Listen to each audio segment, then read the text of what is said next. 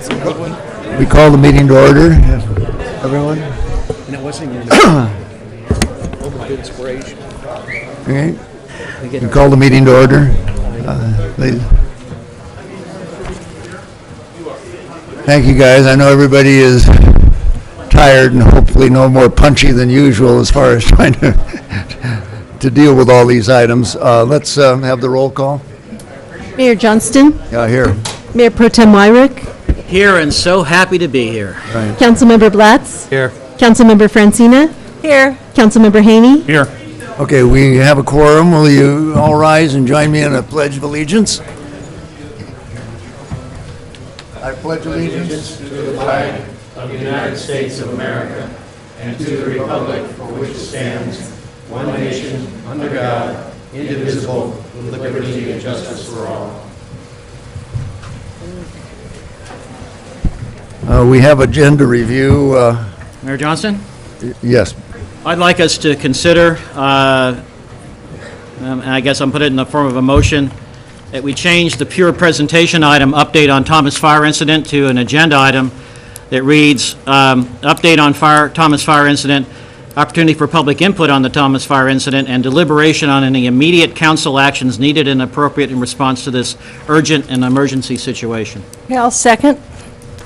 Okay, it's been moved and seconded to make the what? Oh. Are we ready to make another change? We're going to pull item 3. Before another change is made, Mr. Mayor, if I may. Oh, sorry. We're Before not another approving the agenda, we're approving what Exactly. That takes a separate majority vote to find that emergency exists. Right. Then the council can consider any items related to that. But that needs an independent majority vote. So I understand the Mayor Pro Tem's motion to be just that. Right. And for the record, that's under Government Code Section 54954.2. That's correct. Just ask for Okay, a vote. and- And Mr. Mayor, I'll make a motion that an emergency situation exists, As a result of the Thomas Fire. right, as a result of the Thomas Fire. Second. Okay. For the benefit of those in the audience, what's being done is sort of procedural in order to give us options. It does not necessarily mean that the actions will necessarily be taken tonight, okay? So we have is there any objection to the motion on the floor? No. If No. not, okay, so ordered. Okay, Do your And motion. then my motion. With that, yeah, then the agenda can be adjusted. We vote on my motion? okay, that wasn't a substitute motion? No. No, okay. Repeat your motion, Bill, so everybody knows That what the we're doing. presentation item, update on Thomas Fire Incident, be changed to an agenda item. Update on Thomas Fire Incident, opportunity for public input on the Thomas Fire Incident, and deliberation on any immediate council actions needed and appropriate in response to this urgent emergency situation. Okay. And I explained that just a second ago, out of order. It's to give us options, should they be necessary. Is that correct, Mr. City Attorney? Correct. That would allow the council to take any actions the council finds necessary to remediate the impact of the emergency. Okay, fine. Is there any objection to that motion? If No not, objection. so ordered. Okay, let's go to agenda review. There, we've got a request for items of what, H-I and K? H, I, and K to be pulled. H, I, and K to be pulled, and I suggest that we put it at the end of the agenda to come back to those rather than our normal procedure in order to get to public comment as early in the evening as we can, because the other items are sort of housekeeping. Okay, I also would like to reorder the agenda to put the choice energy item up first, ahead of item 2, and also the building and safety contract up ahead. So we'll do the reorganization after that. That again is housekeeping, okay? And Any did we pull item 3? What? We're pulling Oh, item wait, 3? that's the next bit, Oh, okay. okay? Yeah, at the request, we received a request to pull item number 3, which is the cultural heritage item that was on discussion, and we'll pull that item if there's no objection and carry that over to January, okay? See, what else do we have, Bill? That's it. No, I was just going to, Mr. Mayor, if there's nothing further, I'll move to approve the remaining consent items that are still on the calendar. Okay. Well, before we get to that, are there any other reordering of the agenda? I don't believe there's any other reordering, but if there's anyone who wishes to speak on the consent items that aren't pulled, we would have to provide that opportunity before approving them. Okay. Yeah, well, we're getting ahead of ourselves anyway on the, Okay, so you're I just saying, needed to clarify, Mayor, item 3. Are we having a special session on the 19th? Yes, 18th. 18th? 18th. Can we put this cultural resources on the 18th? If that's council's pleasure, staff has no problem yeah, with we that. can trail it to then, and if you're ready, good, and if we're not ready, we'll, okay? Yep, we're ready. Great.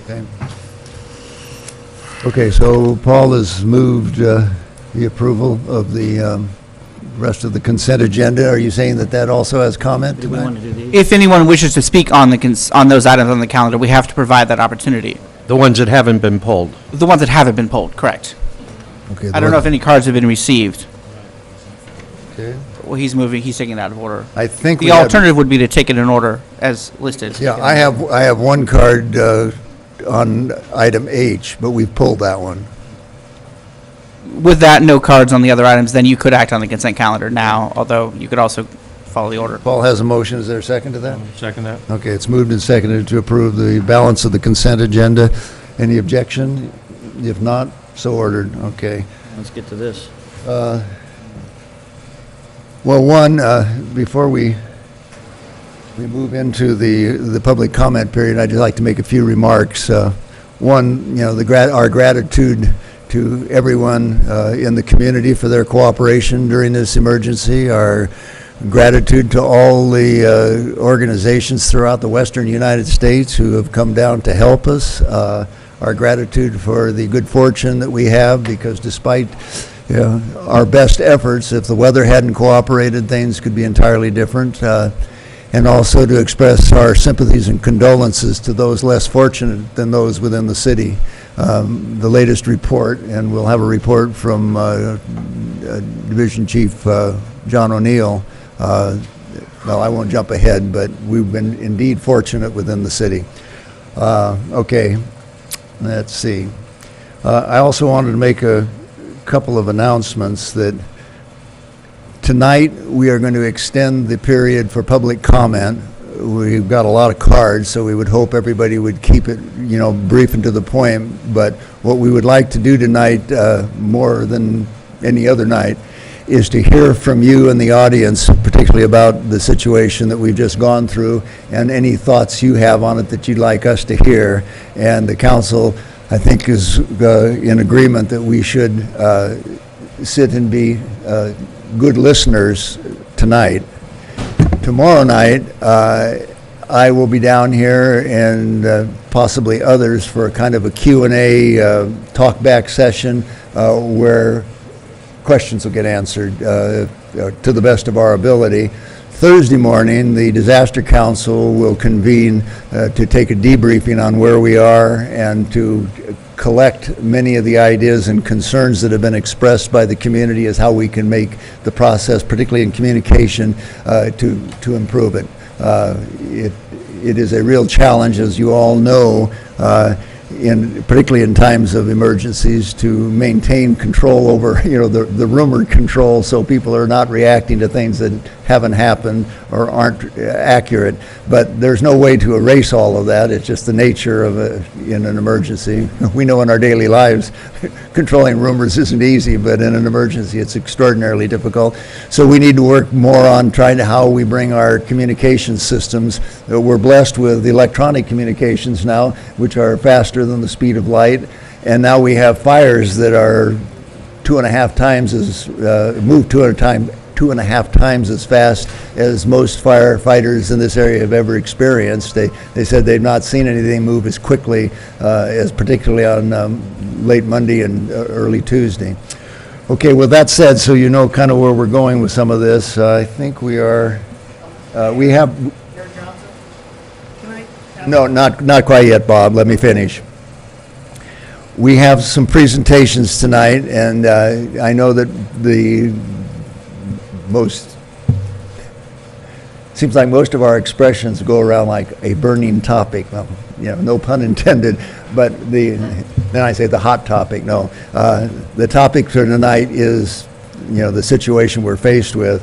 But this is a regular council meeting, and we did have some items on here, one of which was to honor the historic Preservation Award. And so I would like to take that up first, because it will be a relatively short item as we move into the fire presentations. Okay, where is, who is our technology expert, Mr. City Manager? Our filter that we've got going, are you having difficulty hearing? Okay. Is this better? Okay, I'll yell into it. They tell me not to, but tonight maybe that's appropriate. Okay.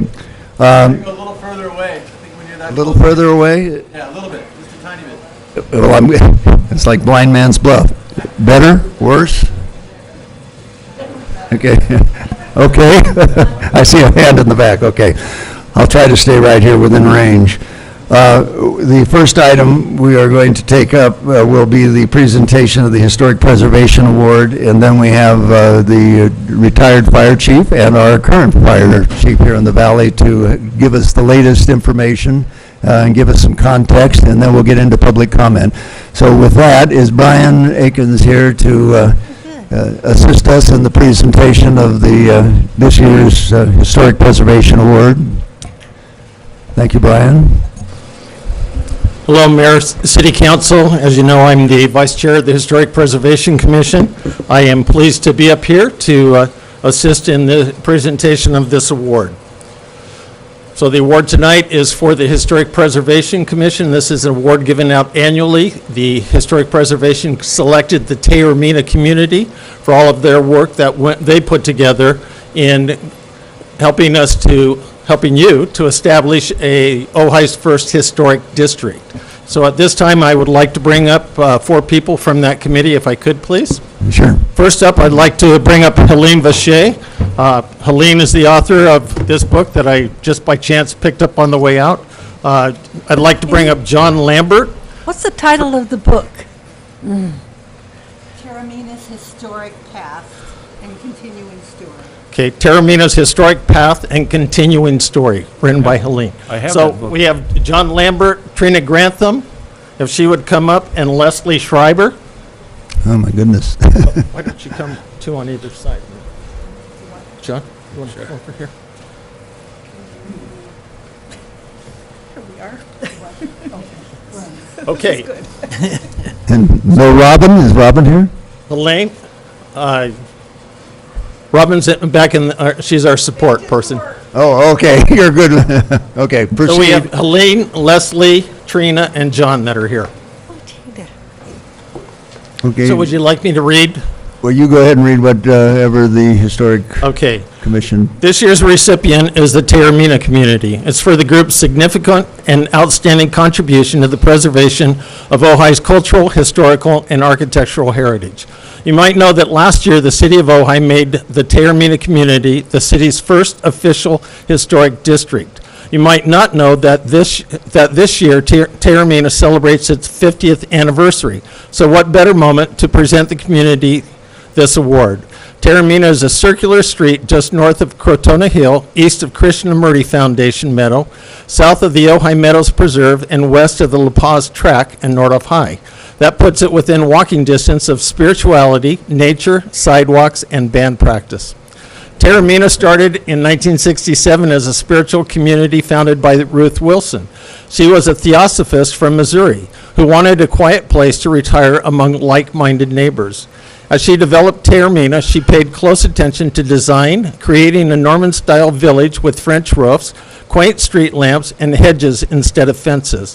While over time the neighborhood has changed, that ambience remains. In recent years, residents have embraced the community's history, becoming their own grassroots organization to preserve Taormina's character. A grassroots effort in historic preservation is a criteria for this award, and in this case, the deciding criteria that caught the discerning eyes of our Historic Preservation Commission. So to the Taormina residents who worked for historic designation, you have truly earned this award, and we thank you for your work. Okay. Absolutely. Thank you, Brian. Thank you. So on behalf of the community, we have an award here, a plaque that I'll present you folks with. And I do so, I must say, with mixed emotions, because I knew Ruth Wilson when Taormina started, which I guess means that I might be a candidate for historic preservation very shortly. Thank you.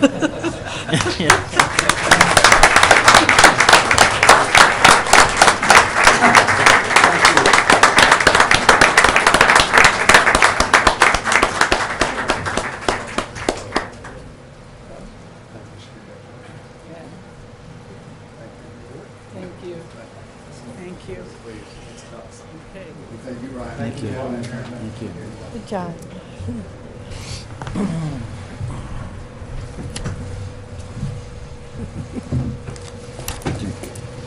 It's a great book.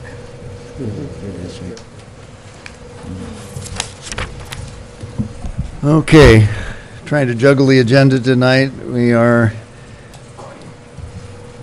have the update on the fire incident, but before we do that, we have one of our own here. Well, actually, we have two of our own here, but Bob Roper, our retired county fire chief, who I asked to come down and give us a little bit of context for the history of the district in a brief form, and then explain what he's seen over the past week. Bob? Good evening, Mr. Mayor, members of the council. Bob Roper, 806 Kenyatta Street in Ojai. What I wanted to do is just give you a quick overview. Some people said, well, did Ojai have its own fire department, or what's this fire district thing? So here's your Fire 101 for the city of Ojai. Around 1925, as the city grew, it started its own volunteer fire department, and that was working along pretty good, but they really relied heavily on the U.S. Forest Service and the protection that the Forest Service provided. In 1926, the volunteer fire department bought a fire truck for a whole $6,000. And then in 1927, one of the Ojai Rangers, his name was Walter Emmerich, he lived here in town, he wanted to put some wildland fire tools on that fire truck, and he went to the county to get support because the volunteers were not part of the city, and the county wouldn't fund it. So there was a move at that time, and in 1928, there was a vote in the county to form the Ventura County Fire Protection District. When that happened, all of a sudden the volunteers in 1928 asked if they could be part of the fire district. That was done. It was ratified by your city, and the volunteers then became part of the fire district. Today, the Ventura County Fire Protection District serves the county with all the cities. Nobody has a contract in the fire district. All the cities are part of it except for the cities of Ventura, Oxnard, Santa Paula, and Fillmore. Okay, and it for years has provided a great regional type of service, a lot of synergy with the resources that we can move back and forth. So as people ask, well, where was the first fire station? Well, if you look across the street next to the Chevron, there's the building in between the Chevron station and the arcade. One of those buildings was the first fire station. Then in 1936 on Montgomery Avenue, through a WPA project, that fire station was built. And then in 1981, the fire station was carved out of the piece of property at Soul Park where it is today. Some people will say, well, what's the fire history in Ojai? Has this fire ever happened? Well, in 1917, the fire came into Ojai. We lost the Ojai Hotel, which was up off of Foothill Road, okay? And it burnt part of the arcade, okay? And at that time, the arcade was a wooden structure, okay? After that, the arcade was restructured in more of a adobe-style plaster building that it is. 1932, we had the large Matilaha fire that also came north of town, didn't come all the way in. And until this fire happened, the Matilaha fire was the 5th largest fire at 220,000 acres in California. So the Thomas fire has already succeeded, and it's in almost a number 4 position, but it's the 5th largest fire in state's history. Over the part is in notable fires in 36, there was a fire in the arcade where half of the arcade was lost and then rebuilt. 48, there was a large fire where the Nordorf Lookout was actually burnt down. And then over a period of time, in 78, we had the fire. It started up off of Alto Drive and went through Miramonte and then to Creek Road into Ventura. We had the 81 Wheeler fire, or Matilaha fire, that started in Matilaha Canyon and came out and took this. Then we also had the 85 Wheeler fire that started up at Wheeler Gorge, came out, went into Foothill, then went over to Rancho Matilaha, into Miners Oaks, And then it took a week to seesaw back and forth across the front country to get over behind Thatcher School. Then in '93, we had the Stucco fire that started at Stucco Park, and it burned along the front country into Ventura. We had the '99, what we call the Ranch Fire, that started in Upper Ojai over by Cohenstein Road, and then came into Ojai and also behind Thatcher School again. Then in 2003, we had the Stucco fire again over by Stucco Park, and again it went across Ventura and that way. In '06, we had the Day Fire that didn't quite get into town, but it came up to the top by the Topa Topas, and then we have our fire today. And the reason why I tell you about the history of the fires is so you understand what you're seeing today is all the fires we've had in the past. We have burnt all this land over a period of time. It just happens to be this fire's burning it all at one fire, okay?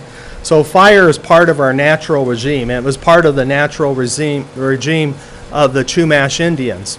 As they left certain areas, they would light it on fire to restore the ecosystem, the wildlife, plant life, and so forth. That was part of it that was done here and across the country. Years ago, when there was a wildland fire, if you can imagine this, there wasn't hundreds of fire trucks around or helicopters. There was ranchers would go along with their pickup trucks, drive downtown, and try to get people to jump in their trucks. They were using burlap sacks, rakes, and shovels. That was the method of extinguishment. No bulldozers or anything else at that time. Today, what you have is a complex list of air resources, ground resources, personnel, and really what you have is a model mutual aid system. Tonight, what you have is 400 to 600 engines across the Santa Barbara front country waiting for the fire to come down. The fire district, when the day before the fire started, they knew the weather prediction, they upstaffed, so they had a lot of equipment, because whenever you start a fire, before it starts, we're always reacting to it. Days into the fire, where now we have a lot of resources, now there's all the plans in front of it. So what you ended up with is a fire that was very aggressive, that the fire district responded to. To my knowledge, you have had no structures lost in the city of Ojai, and that's because of the coordination of state, local, and federal governments and all the agencies involved here.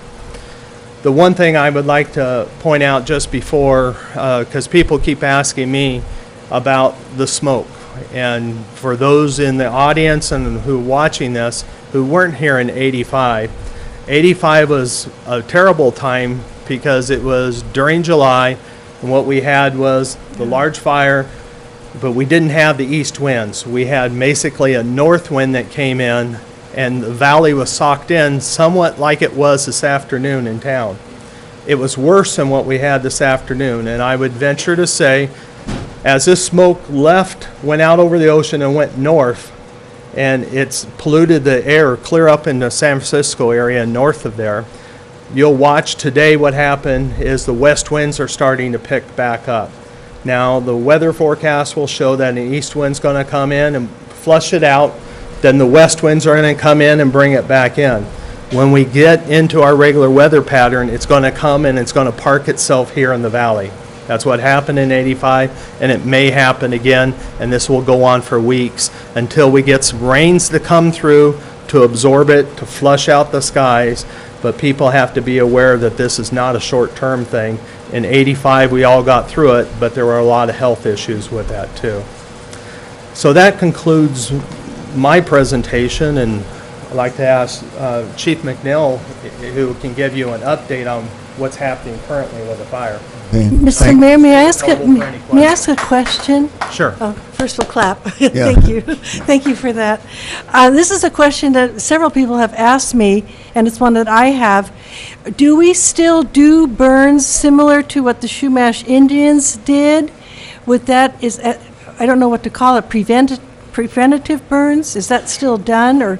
Yeah, over a period of time, the one thing that the city of Ojai has had that we've worked very diligently is we've worked with the Forest Service as well as we use the Crew, the nonprofit organization. where we have put in the Shelf Road fuel break. We put in the upper valley fuel break. When we did that, we did burn off areas, okay? The Chumash Indians didn't have to go through all the environmental reviews we have to, you know, but the one difference, if you look at it, is along Santa Barbara Front Country. The biggest problem with their fire right now is there's no one road at the bottom of the Santa Barbara Front Country that firefighters can get in and light a fire, a backfire at the bottom, and let it burn in. So they just have to let the fire. To your credit and your support is with Shelf Road, we worked with the city, and that's always been a tactical objective. As a fire comes in, we would fire off, and that's what was done in this case too. And that is a credit back to the city and working with the fire district. Thank you, thank you. Thank you, Bob.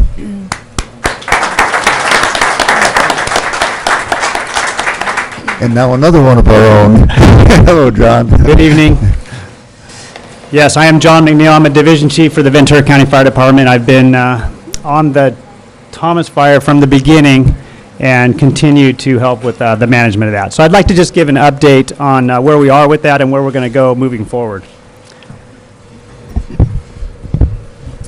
We would love to make this fire history, that's for sure. So, but up to this date, or to the date, 8 days into the fire, we have over 240,000 acres burned. We're at 20% containment, $65 million spent to date. Over 7,800 personnel working the fire. 7,800 personnel working the fire. So the fire's generally, at this point, it's burning in three directions. It's heading up to the north, up into the Los Padres, up and over Rose Valley, and then a little bit further west toward the Lockwood Valley area. The other area it's headed is out west toward Santa Barbara. You heard Chief Bob Roper talk about the threat to the communities in Santa Barbara, and that's where the main part of the fire is right now. And with the weather predicted, it's going to be a bit of a challenge for the next few days in the Santa Barbara area. But the priorities for the fire have never changed. They've been life safety, they've been preventing or minimizing property loss. So our efforts have been focused on those two priorities. What we can start to do now, after the fire threat has moved through some of the areas, including the Ojai Valley, we can start working on containment. Containment's handled in a few different ways. We dig line or create trails or roads to prevent the spread of fire. We do backfiring, like Councilman Francina asked about.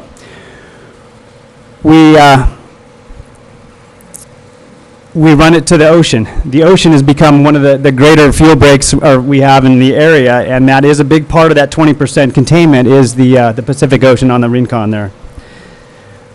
We also continue to do hot spotting, so you'll see fire apparatus in and out of the valley area, responding to reports of smoke, heat, inside the containment areas.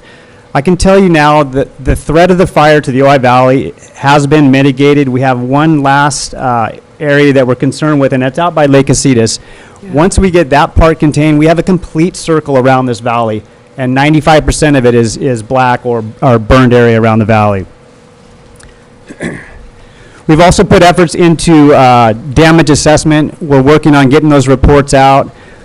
The damage assessment, the data we get from that will move us forward into further discussions in restoring infrastructure, working with assistance for people that have had losses in those areas that we determine on those studies.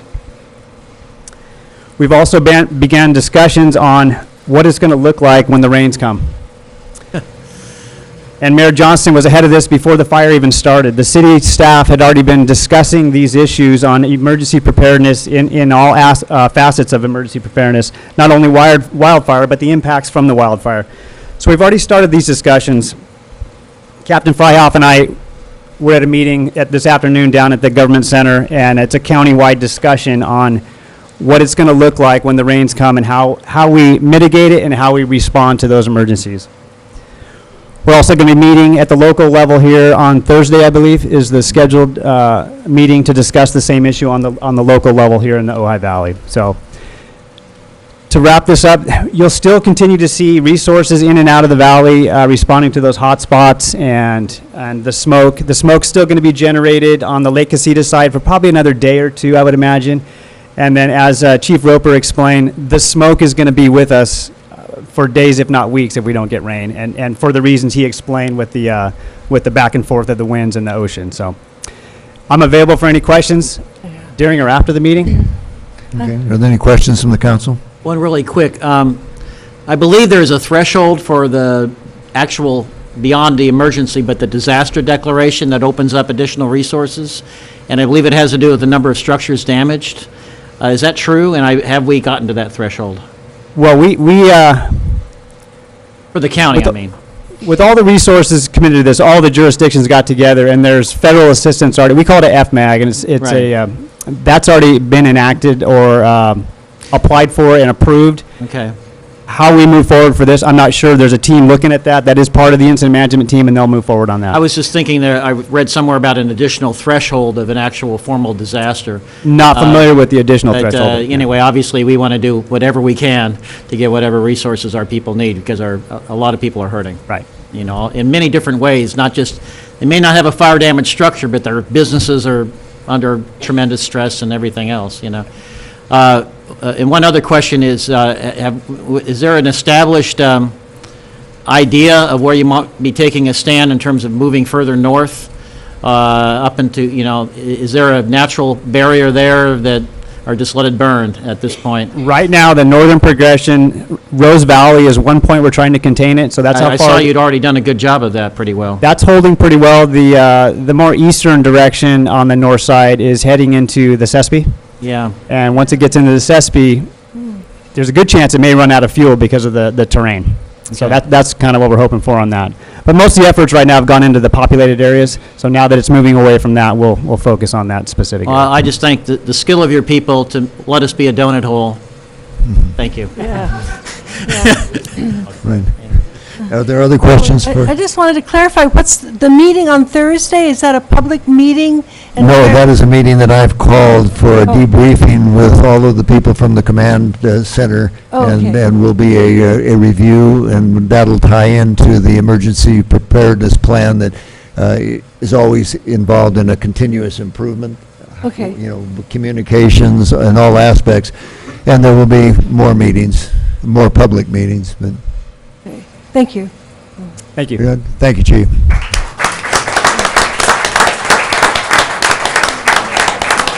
Okay, before we get into public comment, Captain Fryhoff, would you like to make a few remarks regarding the sheriff's effort and what we have experienced? And I want to compliment you on the amount of resource that you delivered in a very short period of time.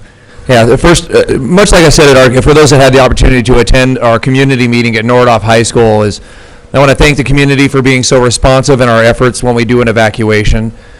As was discussed by the fire chiefs, this fire moved at an unprecedented pace, and so we have the staffing that we do at that time, and we rely on a lot of services to be able to get the word out for evacuations. Obviously, the area in Upper Ojai had to be notified very quickly. We have challenges with power outages and whatnot if people are relying on getting a message through that mechanism. And so it's really important that our community be their number one person to take the responsibility for their own safety, right? Part of that is having a plan and being prepared. Our Ready Ventura County site, which is where the information you can receive right now, is being updated on a continuous basis down in our EOC. There is a human being at the end of that keyboard, so it's not going to be perfect. They're relying on information coming from a lot of sources that once it's verified, that information is always changing too. So we have road closures and the road will be opened until it's closed, right? And then sometimes we don't get notice of when that closure is because boulders fall from the hillside, Edison crews need to put up a pole, and it may not be a long-term closure, but just be patient with that notification system. But that's the best system we have right now is make sure you're signing up on VC Alert and Nixle so that we can reach you in an emergency to let you know that we're evacuating an area. We will do our best to have deputies go door to door, and if not on at least on their PAs to let people know they need to get out now. We are, because we're part of the sheriff's office and because the city contracts with the sheriff's department, it's easier to bring to bear a lot of resources very quickly. Since Monday, when the fire started, we've had over 100 officers on duty dedicated to the fire. Here in the Ojai Valley, we normally have 5 officers that are patrolling. We've had 55 officers every day on 12-hour shifts since then. As people start to repopulate the areas, that number will decrease, but while we're still having issues as far as equipment from the fire department coming in and out, we're going to continue that presence here so that we can close off roads when we need to, let them get through, kick people out of the way so that they can continue to do their job. But I'm really just pleased that, you talk about whether or not it was effective or not. We didn't lose any lives in our fire up here. We all did a very good job looking out for your neighbors. Because you all know who your neighbors are, which is one of the beauties of this, community, is who's not ambulatory. You know who needs the extra help so that we can give them that help that we need. I know that the city was able to provide vans to the EOC very early on in the fire to help evacuate numerous people that didn't have transportation or that were non-ambulatory. So I think it worked really well. But to the mayor's point, every time we have a disaster, it's always a good time to reassess the plan, or are there things that we could do better so that we can start building the plan for the next disaster. Because as the chief pointed out, we're in California, we're going to have another disaster. So we just need to be prepared. Okay. Thank you, Captain. Thank you. Okay,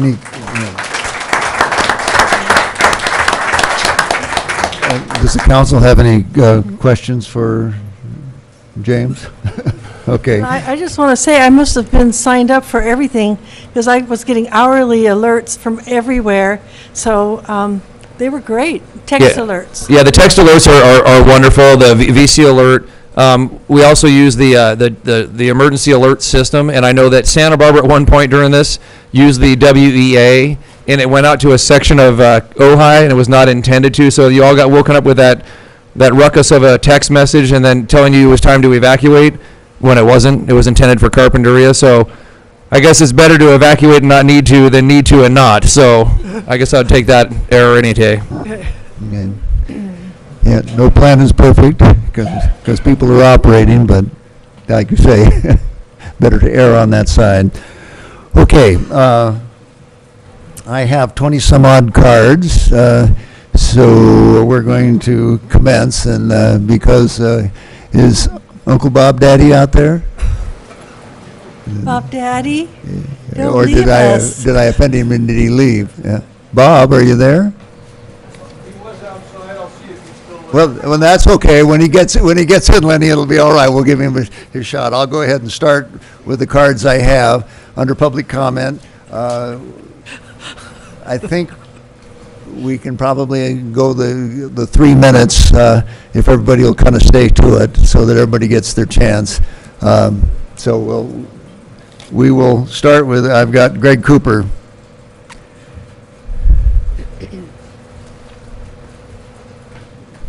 Mr. Mayor, fellow council members, thank you very much for having me. Greg Cooper, Director of Community Outreach with the Humane Society of Ventura County, 402 Bryant Street in Ojai. And first of all, on behalf of the Humane Society, I would like to tell everybody in the audience and who is listening that our hearts go out for all the families affected by the fire.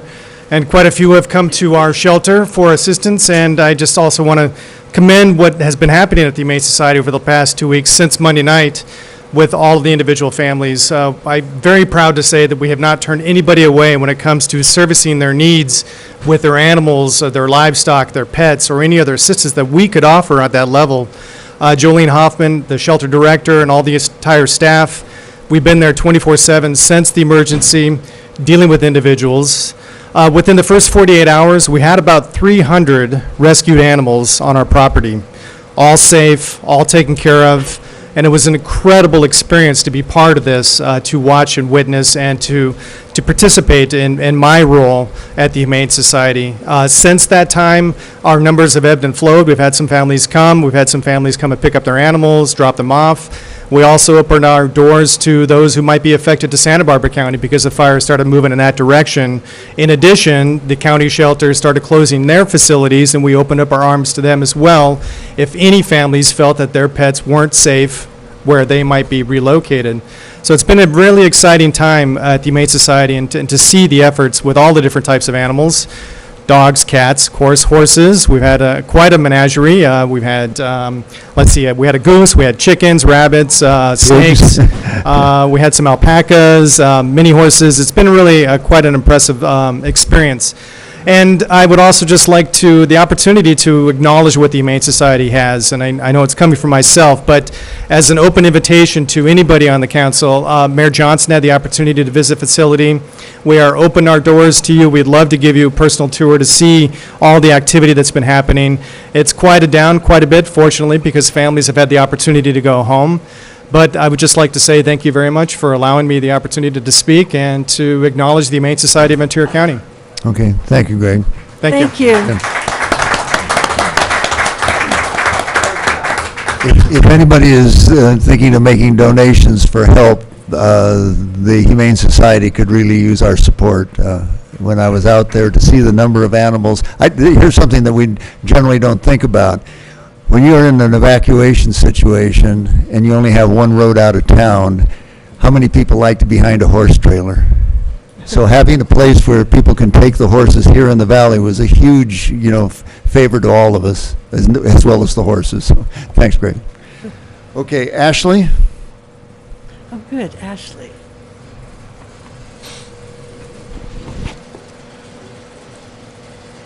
First, I want to say good evening to everybody and to thank everybody. This has been an incredible effort of everybody doing their best. So thank you, everybody, for that.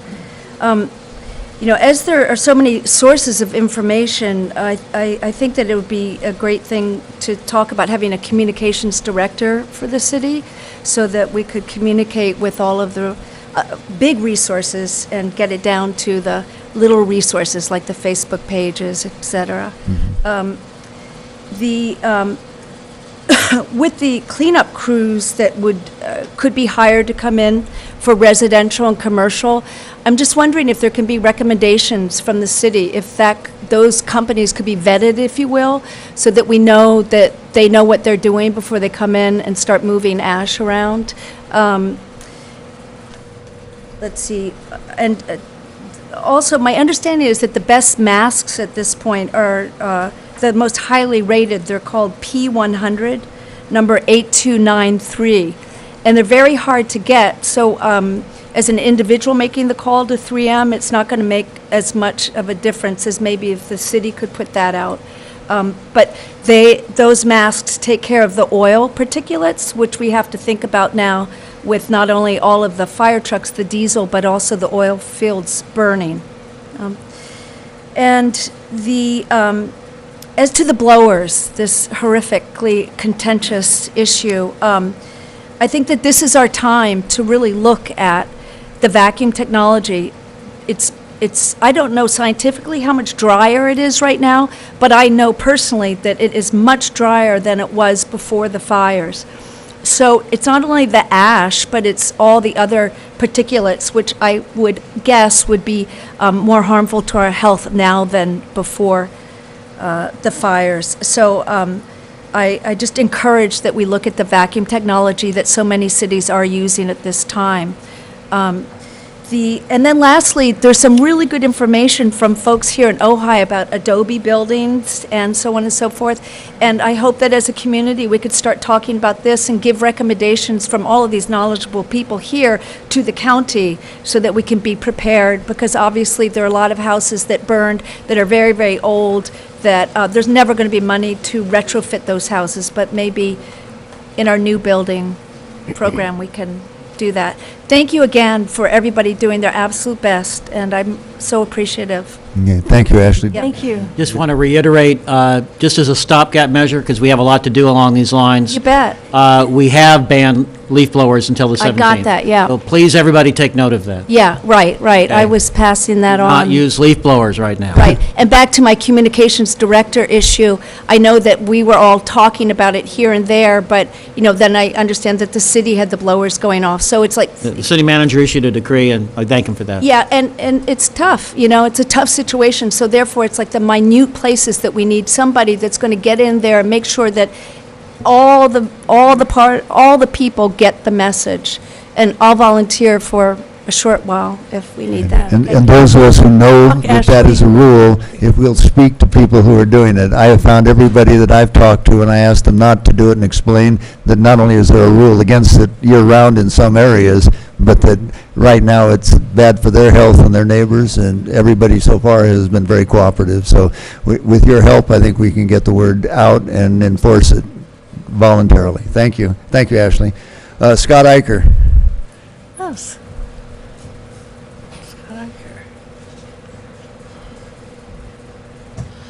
Good evening, Scott. Good evening, council members. Scott Eicher with the Ojai Valley Chamber of Commerce. Primarily, I'm here to speak about the plight of the business community here in town. The smoke is thick like Beijing, I think, and it does not seem to be dissipating. It's keeping people from shopping locally. It's keeping people from coming here to visit, and our shopkeepers, our activity people, our organizations that depend on people to buy tickets for future events are all suffering. They're suffering to the point of panic. And if you've seen the flurry of emails that have been going back and forth and on Facebook postings and so forth, you can see that they are highly concerned about no customers. I think it's imperative that the city come up with a marketing plan. The chamber's willing to work with you. I've had contact with Steve McCleary and with Bruce Stensley, who's here from the EDC-VC, about getting plans together for marketing. But we need to get something going fairly soon so that we're ready when the smoke clears, and hopefully it'll clear fairly soon. I don't believe it's going to get better. I think it's going to get worse before it gets better.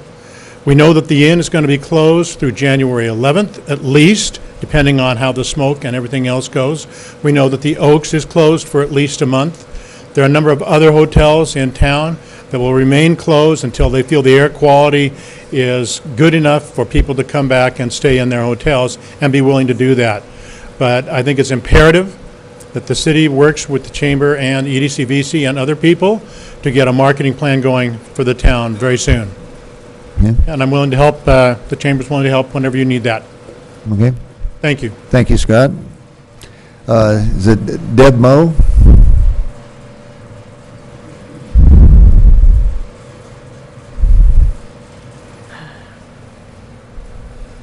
Good evening, everybody. I see everybody has survived, although I don't think most of you were in town for most of this fire. And speaking for a lot of people in this community, they weren't real happy about that. You represent the city and people in the city, and you weren't here. Also, what I am just frosted about is the blowers that were blowing yesterday in Libby Park and along the arcade. I thought there was another fire, and other people behind me, in front of me, we were all just astounded. So I saw on the website today, the city website, that really needs to be a place where people can go and find information besides everywhere else that has not been a very good place to get information. I saw that it was updated today, no blowers. But That was wasn't yesterday. That was Updated yesterday. Oh, yesterday, okay, well, Yes. it must have been after the blowers were blowing. Well, Greg, my understanding is that Greg Grant did instruct his workers, so I don't know what happened, because I don't either. specifically Okay, asked. we'll just take input right now, and then we'll answer later. Also, there were a lot of blowers going in this valley today. Is there enforcement on that? Do people know? So many of the people that do the lawn care and everything are not from here. The gardening services, the landscapers, they're not from Ojai. So how are they going to know other than getting a slap on the old hand or getting cited, in other words? I don't know how that word gets out, but several people I've talked to today said the blowers have been blowing. So that's a real concern because I work with seniors. So there you go. Thank Okay, you. thank you. Call the city when you see it. Speak to the people who are doing it would be very helpful for all of us. I was going to say, more importantly, why don't we reach out as a community would to one another and approach them in the manner that you'd want to be approached. Absolutely. And as a landscaper, I'm not a maintenance guy, so don't bunch me in those groups. But maintenance people do need to understand that they're harming their own employees as much as they are harming us. Okay. Craig Beam. Thank you, Mr. Mayor. I survived the Scripps Ranch fire, which is one of the largest in the state. Every house within miles of my house burnt down, except my house, for a reason. I missed what you just said. What did you I survive? survived the Scripps Ranch fire in San Diego before I moved to Ojai, and I actually studied fire phenomenon and rebuilt part of my house, which kept it from burning. The comment I have as an immediate action item is that the comment on blowers is relevant because of the ash. But the other day, standing out in front of my house on Blanche, I noticed a car going down the street, probably 25, 30 miles an hour within the speed limit. The cloud of dust, ash, that it generated even at that speed was probably 30 feet high. I'd say one car going down the street is probably worth about 40 blowers. So the suggestion that I have is an immediate priority. You need to wet down the streets, and you need to cooperate with other agencies to get the appropriate water and what have you.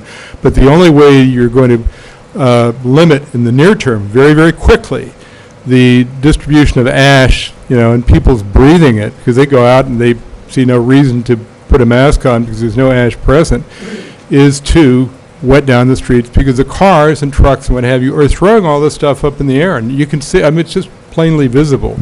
So my suggestion is please act on that quickly. Get water from wherever you can, wherever public agencies or whatever, take it out of the lake. But address that in the near term, because what I've heard from the speakers tonight, it's going to be a while before we're out of this box we're in, and the climatological conditions aren't favorable. So we need to address ash on the streets wherever possible. Thank you. Thank you, Greg. Mayor, what I'm hearing is additional street sweeping, and that's something that the city manager could look into. Right. Okay. We have Jane, is it Farkas? Is that the way I pronounce it? Yeah.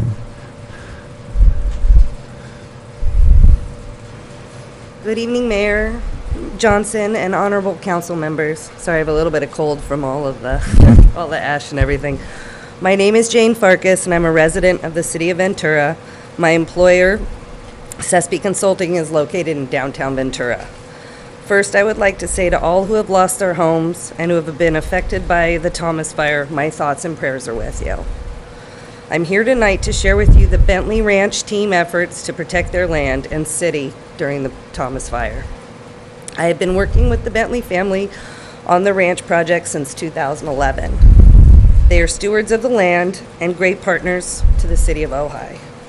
The city's main power lines and 4 cellular tower sites are located on the Bentley Ranch. When the Thomas Fire hit the southern portion of the ranch, the Bentley team, led by ranch manager Bob Adam, his son Michael, Cliff Simonson, and Ted Bentley, cut a fire break line using farming equipment across the southern pasture and put out multiple spot fires on the ranch. They worked with CAL FIRE to create a 2-mile fire break from Camp Comfort to Soul Park in order to protect the ranch, Persimmon Hill, and homes along Creek Road and Country Club Drive. Subsequent backfires from CAL FIRE were initiated that helped turn the fire away from the city. No structures were lost. Cell sites were protected, roads were cleared, and diesel was provided by the ranch to keep the generators working and communication systems running, allowing Ojai area residents to have cell service to access information regarding the fire. There was no damage to the existing oil facilities and the tank farm. This has been a monster effort for the entire Ojai community. On our side, I know that Bob and Michael have been working 16 hours a day to ensure the ranch and city were protected. I would like to publicly acknowledge the firefighters, first responders, and everyone who has fought this horrible fire, and thank them for all of their efforts. Thank you for your time. Thank you, Jane. Next speaker, Chris Collier. Who's this? Chris Collier. Good evening, Mayor and council members. I'm Chris Collier. I live in Camarillo, but I was born and raised in Ojai. Lived here a long time. Just haven't made it back yet. So I also represent the Bentley Ranch, and I just wanted to make a quick comment in echoing everything Ms. Farkas has said before me. The oil and gas industry has an extensive framework of regulations, particularly at the county and state level regarding the setbacks, and for that reason, none of the equipment at the Bentley Ranch was damaged. It's my understanding that we should be hearing soon about the other operators that are farther outside of the valley, and that there were no major losses. This is my understanding. I'm not plugged in yet, but as far as Ojai is concerned, there were no losses to any oil and gas equipment. There was no product released. There's not oil coming out of pipelines or tank farms or any of those things. So just wanted to, because I've seen a lot of traffic on the internet, people saying, hey, what's happening? Is the oil on fire? Is it causing all kinds of issues? No, that's not the case. Everything was safe, and I think should definitely make sure that everyone gives a shout out to the Bentley Ranch manager and their team for keeping those assets from being affected by the fire. Thank you very much. Thank you, Chris. Chris, just one second. I want to commend, I believe that the oil fields de-energized their power lines for this event. At least I saw the pump jack stopped and everything, which is great. I mean, that was really good to see. I can speak to, I have another client that is an oil field up in along 126, and there's a plan in place for when fire does approach that they evacuate all the product from lines, they shut down the power, and make sure that there's no potential for damage to the fire sweep through. Seems they did a real good job. There's a lot of framework for that, so thank you. Thank you, Chris. Diane Squire? And Jamie Bennett's next. I'll start giving the on deck. Yeah, I'd like to, as someone who ended up evacuating Tuesday morning after our 10-hour power outage, I would like to somehow see us develop a digital suggestion box for what worked and what needs improvement, because a lot of people, those who evacuated, really only had ties through the internet to find out what's going on. And for the first 48 hours, the Ventura Twitter for the public information officer, CAL FIRE, weren't very comprehensive, quite frankly. And what happened is we had people spontaneously developed an internet first responders idea, especially with the Ojai Community Thomas Fire Network. And when you have no power, your Wi-Fi was the only way to find out what was going on, if you need to evacuate, what's happening. And I really want to do a shout out to the Bentley Ranch and the people who protected the cell towers, because they made it possible for all of us to interconnect, those who stayed here, those who evacuated. Huge, huge. Without that, you'd be running blind, you'd be dark. And those people really need some support on that.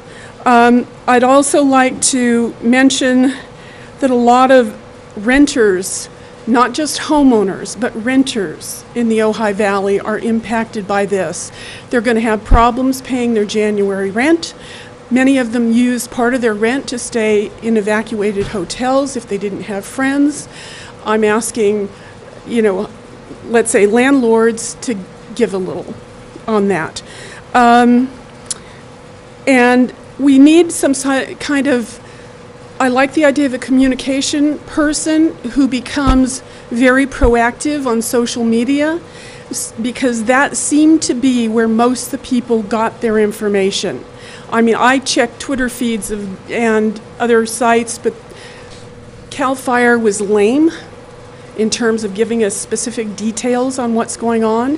And yes, it was a wild ride with people posting all kinds of things, but you found very quickly there were certain people who would literally go out and take photos and video and show us what was going on. No one else was doing that. No one. It's the citizens of this valley who took it upon themselves to help us understand what's going on. And I'd like to see us honor local heroes.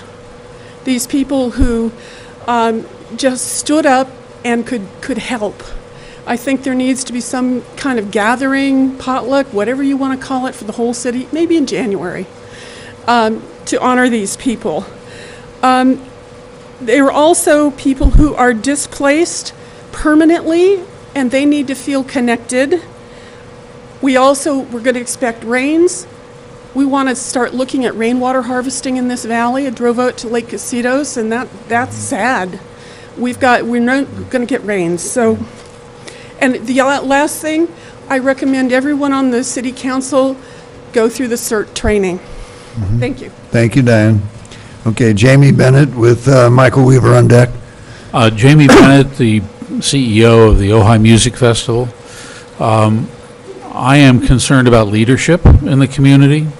You all are going to be very busy over the next months, and we're about to hear an echo from this disaster, and that second disaster is going to be an economic disaster. The inn will have been shut down for a month during its Christmas season, one of its biggest seasons. That inn is going to be closed down. The other hotels are going to find it very hard to find people wanting to come here.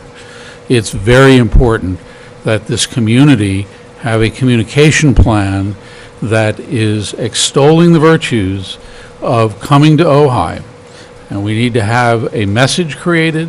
We all need to be on message, whether it's the Chamber of Commerce, whether it's the mayor of the city. I note that the mayor of the city of Los Angeles got probably 10,000 times more airtime than the mayor of the city of Ojai, and he had 1/100th the loss that we had. We need to be on message, we need to be public about it, and when the smoke clears, we have a miracle here. We have a beautiful community that was saved. We didn't lose one hotel room. But if you were to ask the average person who's watching television around the United States, they say there's a disaster in Ojai. And we're going to see that disaster play itself out. I walked up the arcade today, all the stores were closed. I got to Bonnie Lou's, I went in and had lunch, and there were more people waiting on me than there were customers. And it was the only restaurant that was open. So we have to recover from this economically. You're going to have a tax problem that's going to be enormous. Unfortunately, the end of the OTID was just the worst timing possible. And that first step of leadership is we got to get an OTID back. We need to get good planning. We need to have a good message created. We need a coordinated message. We need good public relations to extol the virtue to that community out there. The Ojai Music Festival dropped several thousand pieces of literature last week telling our customers about the Ojai Music Festival. We expected to spend this week on the phone selling tickets. We got no calls. So if we're experiencing that, I can tell you that businesses throughout the community are going to be experiencing that, all those empty stores. And I have a good friend who's got a dress shop. She was spending the day shipping clothing back to her suppliers because it's not going to get sold over the holiday that's coming up. So we have a big economic problem, and you all are going to be very busy with it. And Scott Eicher with the Chamber, if necessary, the town's got to step in. Whether the vehicle is the Chamber of Commerce, somebody has to step in and take over the Visitors Bureau responsibility. I do know that the Visitors Bureau for Ventura County has been active in emailing us and soliciting their members for where do they stand, what are their issues, what are they doing. We don't have that. So we're sitting here in this paradise. Okay, thank you, Jamie. We are not prepared for it. We are not prepared. Thank you. Michael Weaver with Robin Gerber on deck. Mayor Johnston and council members, my name is Mike Weaver. I live in the east end of the Ojai Valley. First, I want to thank and commend the first responders whose valiant efforts really saved our town and our valley from destruction. My neighbors and I were very lucky to have dodged the bullet twice on Tuesday night and again on Wednesday night. However, 101 or 110 individuals have not been as lucky. They have lost their residence during this fire. Frankly, if the winds had shifted just slightly, we probably wouldn't be sitting here tonight in this building.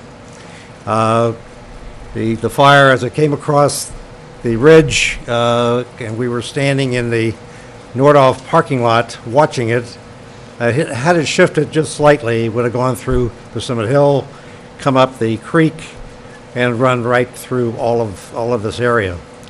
I think we need action now to make sure that we're not just hoping for luck the next time around. We live in a beautiful valley, but one that's prone to destructive wildfires. In the 20 years I've lived here, I've been evacuated 3 times.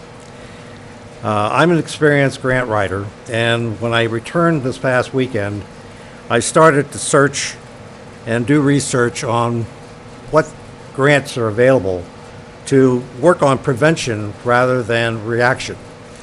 And at least minimize we may not be able to prevent totally, but at least we may be able to minimize the danger that we face from wildfires. CAL FIRE was one of my first stops, and they have made several recommendations to address the danger of dead and dying trees, eliminate fuel vegetation, and create defensible space around residents and other structures that may be susceptible to fire.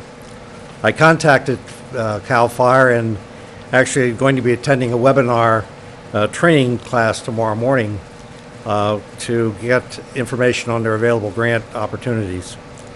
There's a new announcement coming out from CAL FIRE on the 2018 grant programs, and I propose the city provide emergency funding to establish an ad hoc working group to assess the existing conditions of fire safety and protection in the city and the surrounding valley areas, and develop a strategic and tactical plan to minimize wildfire threat to our community, and to prepare grant applications to take advantage of available funding and the actual publicity that the Thomas Fire has created.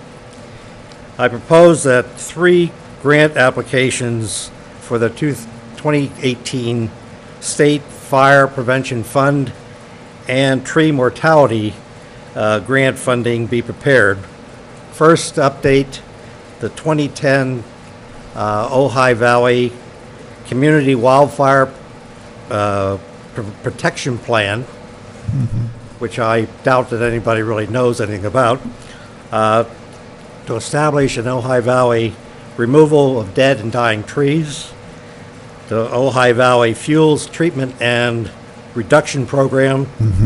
These are all matching funds. And Okay, Michael, you're well beyond your time, so let's wrap it up. Require We get your point, yeah. and state contributions to make happen. But I think, given the time, I might also be able to do more research on state and federal grant funding that would fully be able to fund all the actions that are needed to keep us safe, so that we are working on prevention and not reacting to disaster. Okay, thank you very much. Thank you, Michael. Can I ask you one question? No, he'll be here all night. Or can we do it, come back to it? Okay, Robin? And Robin pardon me, Gerber. Robin, before you start, Michael, if you can hang around a little later, or when we take a break, we have maybe a couple questions for you on that. Okay, go ahead, Robin. Mr. Mayor, members of the Yeah. council, Robin Gerber, I live on Termina Lane. There are no words for the first responders and their heroic actions, and there are no words. I'm not here to talk about that. I only want to address the city manager, who also holds the dual title of Director of Emergency Services, and his responsibilities for communicating with the 7,400 some residents of this 4-mile square city. The municipal code puts the responsibility squarely on the city manager to oversee emergency functions, not the council, not the mayor, but the city manager. Now we have a situation where, in the first critical, fearful, confusing days of this fire, When people were buffeted by conflicting information, the city could have provided a reliable source of local information in addition to the county information, which was fine and good, and you were doing your best. But there was no reason that our city manager, who is charged with this, did not get that done. If this was done, I couldn't find it, and I was searching, as another woman spoke to. Instead, some citizens set up the Ojai Community Thomas Facebook page, Thomas Fire Facebook page. Information and misinformation popped up on the Ojai Community Forum, the community network. Some person named Lee Stevens, who I don't know, but God bless him or her, started transcribing the fire department scanner. How many people saw that? So we had moment-by-moment information. Could this not have been done by the city? And others helped when he or she had to go to lunch or back to work. There was confusion over evacuation, over location of wind and fire, looting. Where was the Director of Emergency Services and the city's communication? On Thursday, citizens, Zena Musica, I'm probably pronouncing her name wrong, sorry, citizens organized a meeting at Azu to start recovery help. There were 100 or more people who came. And there's Ojai Relief and Ojai Strong and Help of Ojai and individual efforts. Where's the city's recovery response? It seems to be to send people to Ventura. I know we have some, but it's nothing like what the people are doing. So I urge this council to order the city manager to provide a complete assessment, a comprehensive assessment of his actions as Director of Emergency Services from the moment he heard about the fire, including whether he returned to this city, which is, after all, his ship to steer. What was done to communicate online, on social media, and otherwise to keep us informed, calm, and receiving the best possible advice. If you read the municipal code, he had the authority to bring staff back and to press citizens into action. A complete recounting will be needed to improve the city's response, and for this council to consider whether the Director of Emergency Services fulfilled his responsibilities. Thank you. Thank you, Robin. Bruce Stensley with Patty Michaels on deck.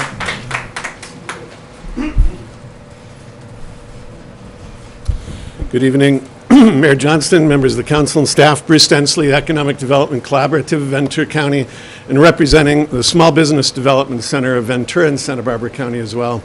So first, along with everyone else, of course, want to express huge thanks, Sheriff, Fire, Public Works, all the first responders on behalf of business, keeping business going to the degree that we can, but that's what I want to address, of course, is the business side of this.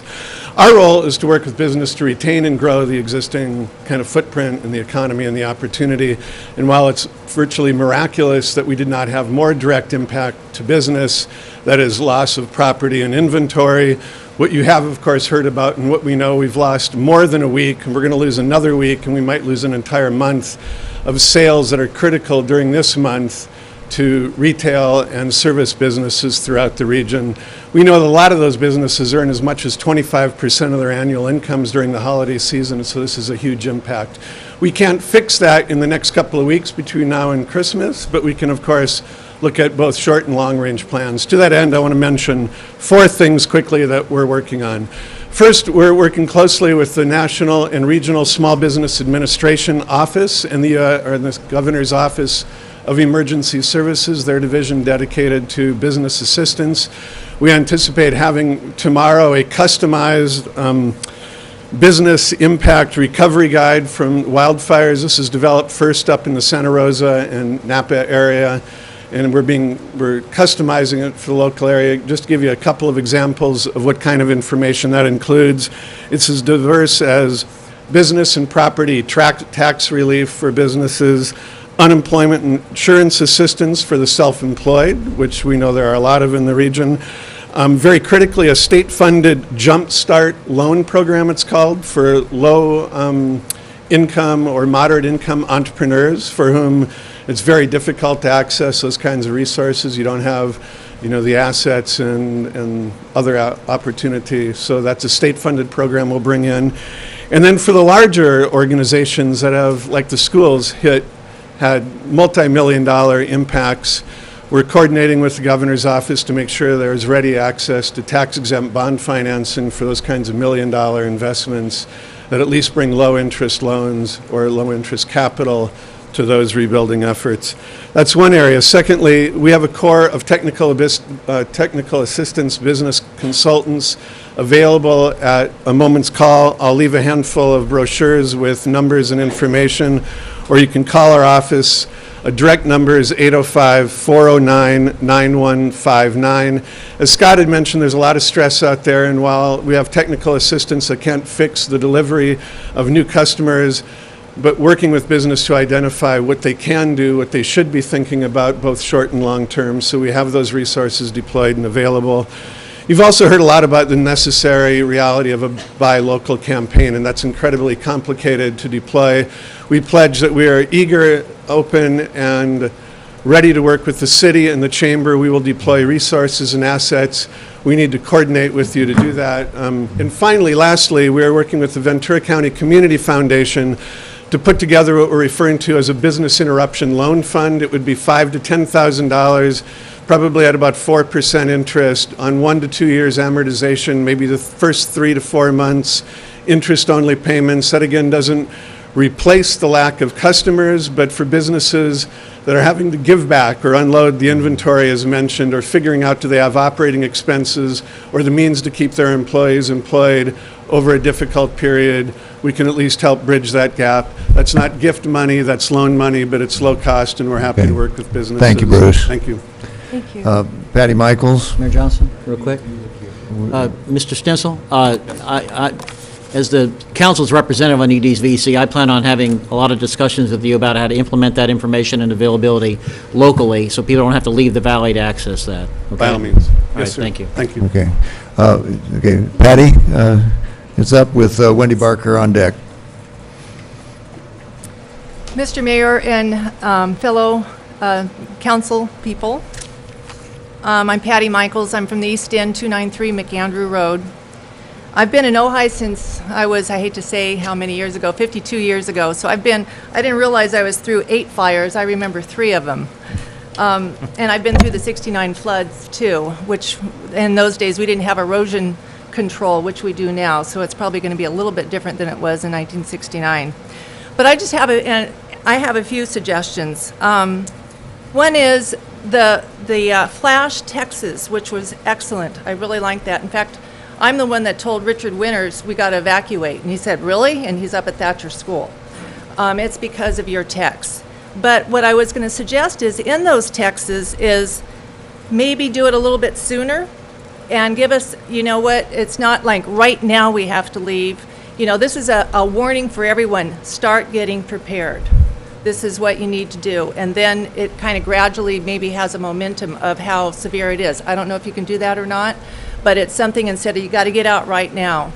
And I just came back from Ventura helping an 80-year-old woman who lost her house up in Maricopa. And one other suggestion that she had that she was really disappointed about is the firefighters didn't know there were homes up there. And they didn't know, someone had to run down to say our houses are on fire. Hers was the first to go. I think there was 2 others that were left. They did, the sheriff department did come to her house to tell her you need to evacuate immediately. She walked out with her clothes and she walked out with a file, and that's it. She didn't even know who her fire insurance was. So it's almost like the other suggestion is, if possible, and this could be for the floods too, not just fires or whatever, is hand them a list. This is what you need to bring with you. You know, it's not that, and she doesn't have Wi-Fi. She doesn't use, you know, there's people out there that don't use cell phones. She just had a landline, so she's not that savvy. But it gives that person a reminder. And for the firefighters, to maybe let them know where the homes are, especially in the outskirts of Ojai, because they might not know, and maybe even give the idea of everyone leave their lights on when they leave, so they know they see a house somewhere. I mean, it's just a suggestion, because I live way out there. In the town meeting, it was mentioned that we were in a critical area with the vegetation. They said at 60 it was critical and we were at 56. Is it possible to find out maybe at 35% or 40%? to start doing what someone had suggested, to do clearance, to get people out, taking out the dead trees. We had a lot of dead trees around here. When you go off from 33 to 101, there's all those dead trees right there underneath the bridge. I mean, I don't know how many times that I went, cruising on to 101, and you're just going, all somebody's got to do is light a match. But we could cut those down and be a little bit safer, just to be proactive. Okay. The other thing, am I over? Yeah, you are. Already? But you did a nice job. This is. Yeah, we don't need it all tonight, but you make the good points. Can I just say? Yeah, go ahead. We've got students that are going to be out until January. Can they get credit from the school system going around and helping people with their brush? Whoever might need help to get their branches down. Maybe they got some chainsaws that they can use. Maybe their parents could do that, but they can rake up the brush, bring it out to the street, or put it in a truck, and they get credit for it. If somebody could talk to the schools. Becky Beckett said that she'd be, I don't know if we're on TV, I'm volunteering. You're out there, Becky. That chaparral. Becky, sorry. So anyway, but thank you. And I have to say, it was remarkable, the job that happened out in the East End, and I know everywhere. Wednesday night was a miracle, and I know there was a lot of reasons why it was a miracle, but I'll tell you, the firefighters knew what they were doing up there. It was like a dance. It was incredible. Okay. So thank you. Thank you very much. Wendy with Julie on deck. I'm Wendy Barker, Executive Director of the Ojai Valley Museum, and I'm just giving you a brief update. The museum and our visitor center are closed. We're working to remove odors in the galleries before reopening with the help of your city staff, which we greatly appreciate. Once our opening date has been determined, we'll be updating our website and Facebook and Instagram, and we'll be sending a message to our email list. But we're so happy to say that the many thousands of photographs, documents, and artifacts in our collections are all completely unharmed. And we're so thankful to the brave men and women who saved the museum and our community, including city staff, and of course the firefighters from near and far and all the first responders. So thank you. Thanks, Wendy. Okay, Julie with Jeff Wells on deck. Good evening, Mayor, Council, staff, community, and those watching. It is a very intense times that we face here. I am offering for the community, next week is our solstice celebration that we've brought back as Native peoples. So we plan to gather at Libby Park on the 20th. And it's important for people, for myself, to offer a place for people to come together, to be in unity with one another, anybody of all faiths, all ages, it doesn't matter. We've come as human beings here in this time so that we can shed our tears of joy for those of us who are grateful, and share the tears of sadness, of loss for those in our community at this time. There'll be more information as we get hopefully something in the news on Friday. But we're asking also that when people come to gather, that they think about the community and those that have lost, that they can bring canned food, unwrapped toys for children, like from 0 to 14 or whatever, so that we can take over to Help of Ojai to help support those who have lost everything. So within that, and with gratitude, we call in this year with being thankful for those things that we have been given through the year, and to pray for those that have lost, and thank God we hadn't lost any lives, but we have lost many, many thousands of four-legged, rooted, and winged people that are out in our back countries, and the plants that will restore themselves. The earth will restore itself, but there has been loss of life in our communities here, so we will pray for them too. So I also welcome you to come. We will pray for rain, but not pray for rain, okay? Yeah. Pray for Right, rain. yeah, right. Do you have a time, Julie? We what's that? A time on the 20th? Oh, yes, it'll be from 3 to 6. In Libby Park on At the Libby 20th? Park at the gazebo. We're asking anybody who wants to come and share their faith, share their prayers, share their poems, bring their drums, let's just come together for a short time here and help those and get to know one another in this time of our need and stand as one in this community. We've done it before. And unfortunately, it'll probably happen again. And just a great, wonderful, a blessed thank you to everybody who worked in this community to save what we could and how we could. So we are Ojai strong. Okay. Thank you. Julie, would you repeat the day? December 20th, Libby Park. December 20th, 3 to 6. It's a Wednesday, 3 to 6. Okay, thank you very much. Okay, Jeff is up, and Jeff Kroll is on deck.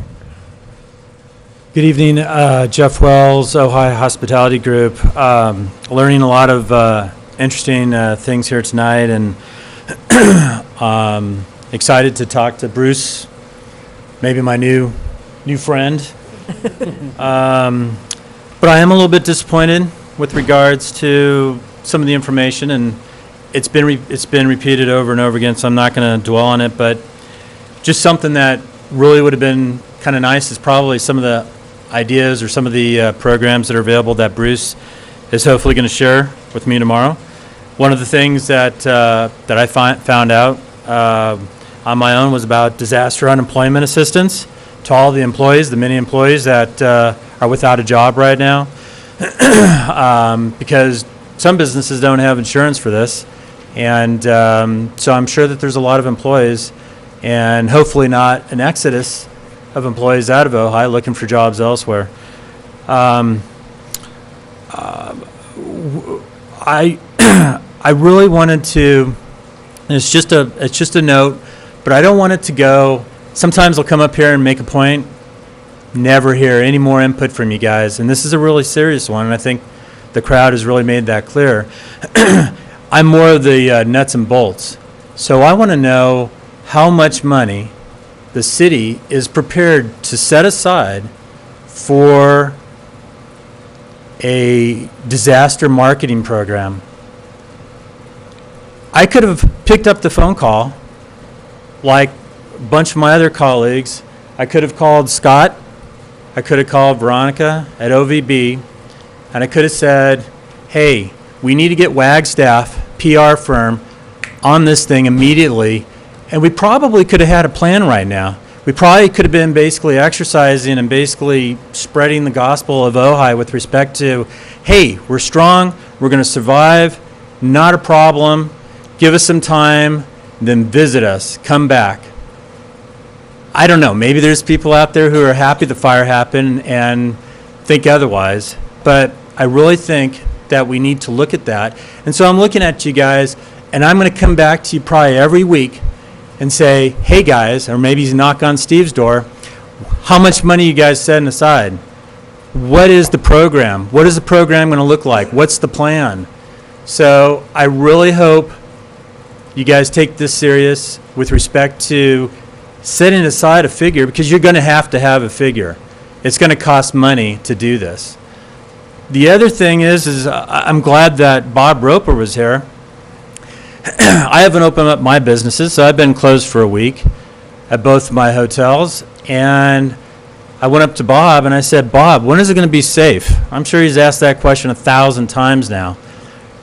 And he kind of gave me a good answer, and this is kind of scary.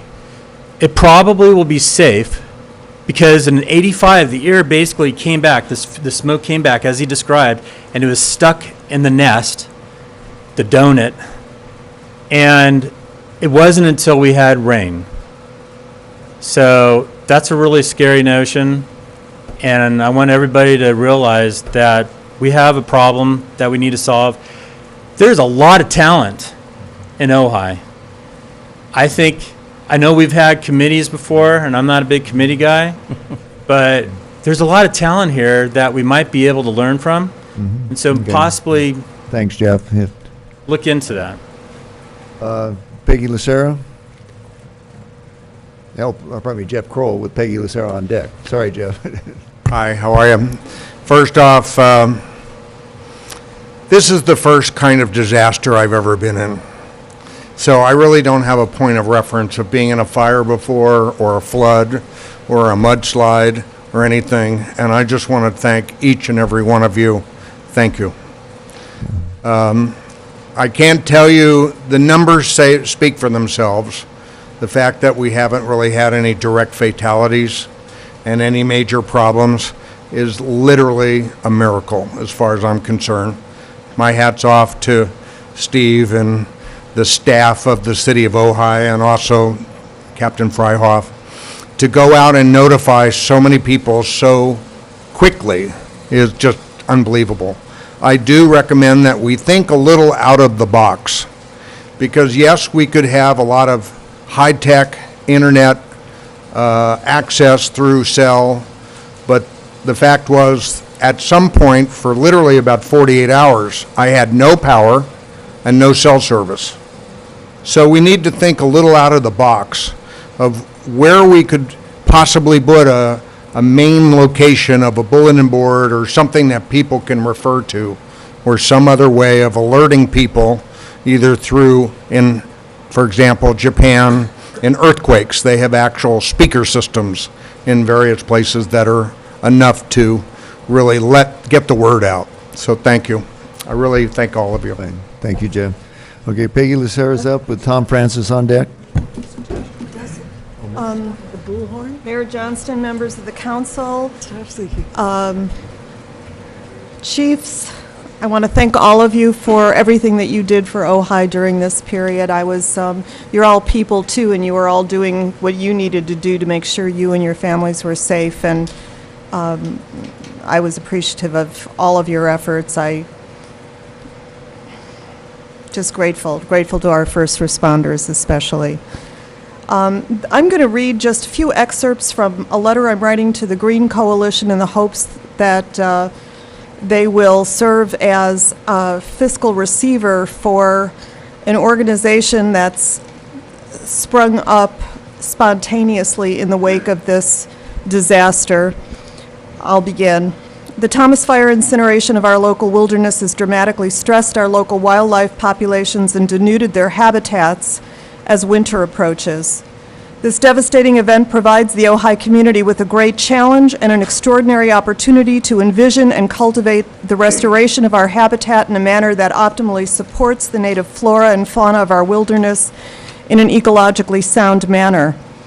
This is a moment in time when Ohioans of all ages are moved to support the environment and the creatures that inhabit it, yet in the absence of a comprehensive plan and specific expert information delineating appropriate actions, we risk potentially doing more harm than good. Indeed, it was in the context of my having posed a simple question to Jesse Graham of the California Condor Sanctuary.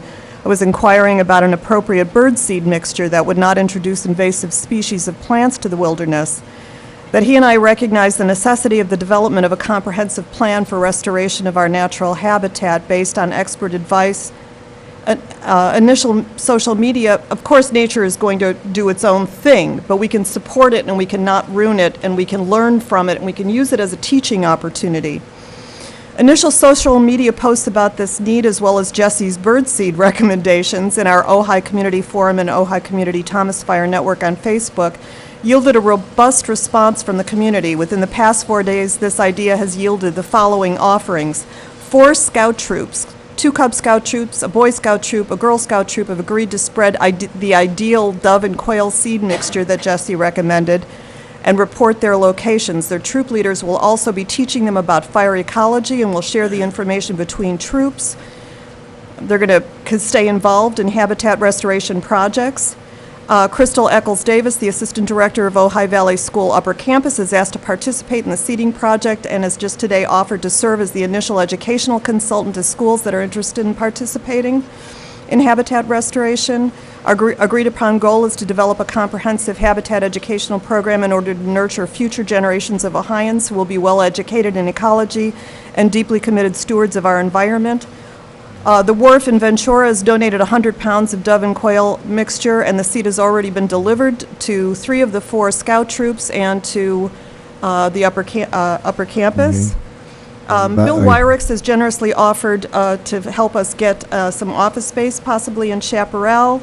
And this is a call to action for experts to come together the first week in January, probably a Saturday afternoon, at the Commissioner of Public Arts home, Christine Golden. People can contact me on social media, or I'll put my phone number, I'll give it to Sousa Francina. And so we want experts and volunteers, and we've got a host of them already, including a U.S. Forest Department veteran of the T-Fire, and Chief Roper just offered, and the Thank you, Land Peggy. Conservancy. And come, help us. Okay, thank you for your efforts. Okay, we have Tom Francis. Good evening, Mayor and council members. First, I just always want to say to you guys, thank you for your service. I do appreciate all of you, even if often I don't agree with you. You're not alone. Welcome to Ohio. So, my voice is a little hammered from the smoke, but I'll do my best. My comments are just sharing in the gratitude that's already been expressed in a big way tonight. As we all know, the fire that came through the mountains around our valley was definitely in charge. I want to express gratitude for all the firefighters that kept us safe by doing an outstanding job of encouraging the fire to burn around rather than through our valley. My heart goes out to those that lost their homes, as well as the many in our community that are helping others. Ojai City staff is doing a great job of assisting in the recovery where they can. One thing I noticed this week was that we had firefighting teams from across our state, as well as many other states in the western U.S. A few days ago, I saw a crew from Bozeman, Montana. They drove 1,200 miles to get here to help us. If the city has not already planned to do so, I suggest that Ojai send a letter to every agency that came to our defense expressing our heartfelt gratitude for their outstanding work. Thank you. Thank you, Tom. Good suggestion.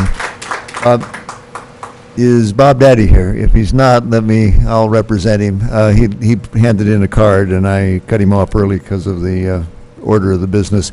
But Bob has been beating the drum both for fire prevention, but also now the great threat that's been mentioned several times this evening on preparation for floods, because we're going to get some. And I guess we're almost to the end of this period, but the one thing that is sort of universal, it's also universally difficult to do, is the fire prevention around our homes. I think every one of us probably suddenly got laser focused and realized what maintenance we might have done that we didn't. And the other is the Steady Ret Go program, which means have a go bag. You know, the idea of having someone come in with a list when the flames are starting to lick at our door, I don't know about the rest of you, but it's very difficult to think clearly at that point. So if you have that little list and the advanced preparation, and Bob is a great advocate for both of those. He's in the insurance business, so he understands the consequences. So thank you, Bob, at home. And then the last card, I'm going to call Michael Weaver back up if he'd like to come back up. We have a couple of questions for you. Randy, did you? Hey, Michael, Yes, is there any way that you could actually write up some type of a proposal so that our city manager could at least look at it and then pass it on to us regarding all the grant funding that's available out there? Certainly. I've only had a few days to work on this, but yes, I can. And I also, you said February is the cutoff date for any of this grant funding? Well, 2018? the new announcement for 2018 grants has not yet come out, so we don't know exactly what that date is. I've heard that February might be the date, but it might likely be later than that. So is it there all an ending- depends. It all depends on the grant program. Okay, is there an ending date for 2017? That one passed in September. In September? Okay. Okay, are there any other questions of Michael? Bill? Michael, are you in contact with the Fire Safety Council at all that we have here locally? I have contacted a fire safety council statewide, but I have We have not. a local Fire Safety Council. I know, And I'm thinking that... and I have tried to get a hold of them, but I think we need to try to facilitate that and maybe try to... We have an existing organization in place that has some experience and some connections that I think your efforts and their efforts need to be combined. It's one of the things I'm going to talk about later, that we as a council need to support, leveraging all of this talent and commitment we have for these disparate existing efforts. Okay, so I'm going to try to get you in contact with them. Good. I called them yesterday, actually, but I have not received a Thank you. response. Thank you, Michael. I apparently have either misfiled or I don't know what happened, but is Ray Singer out there? Ray, didn't mean to neglect you. Come on down. Don't mean to be batting cleanup here, but thank you very much for everything, and to the wind for sparing us as well. Thank you for all the work that everyone who worked so hard did. I want to second the idea of a communications director, a place where all information could be funneled to one person, and then somehow that information can be distributed in a way that everyone can have access to it, either in a community center, online, on the telephone, in a phone tree, or however. I was lucky enough to be part of a group of texts that came from Washington, D.C.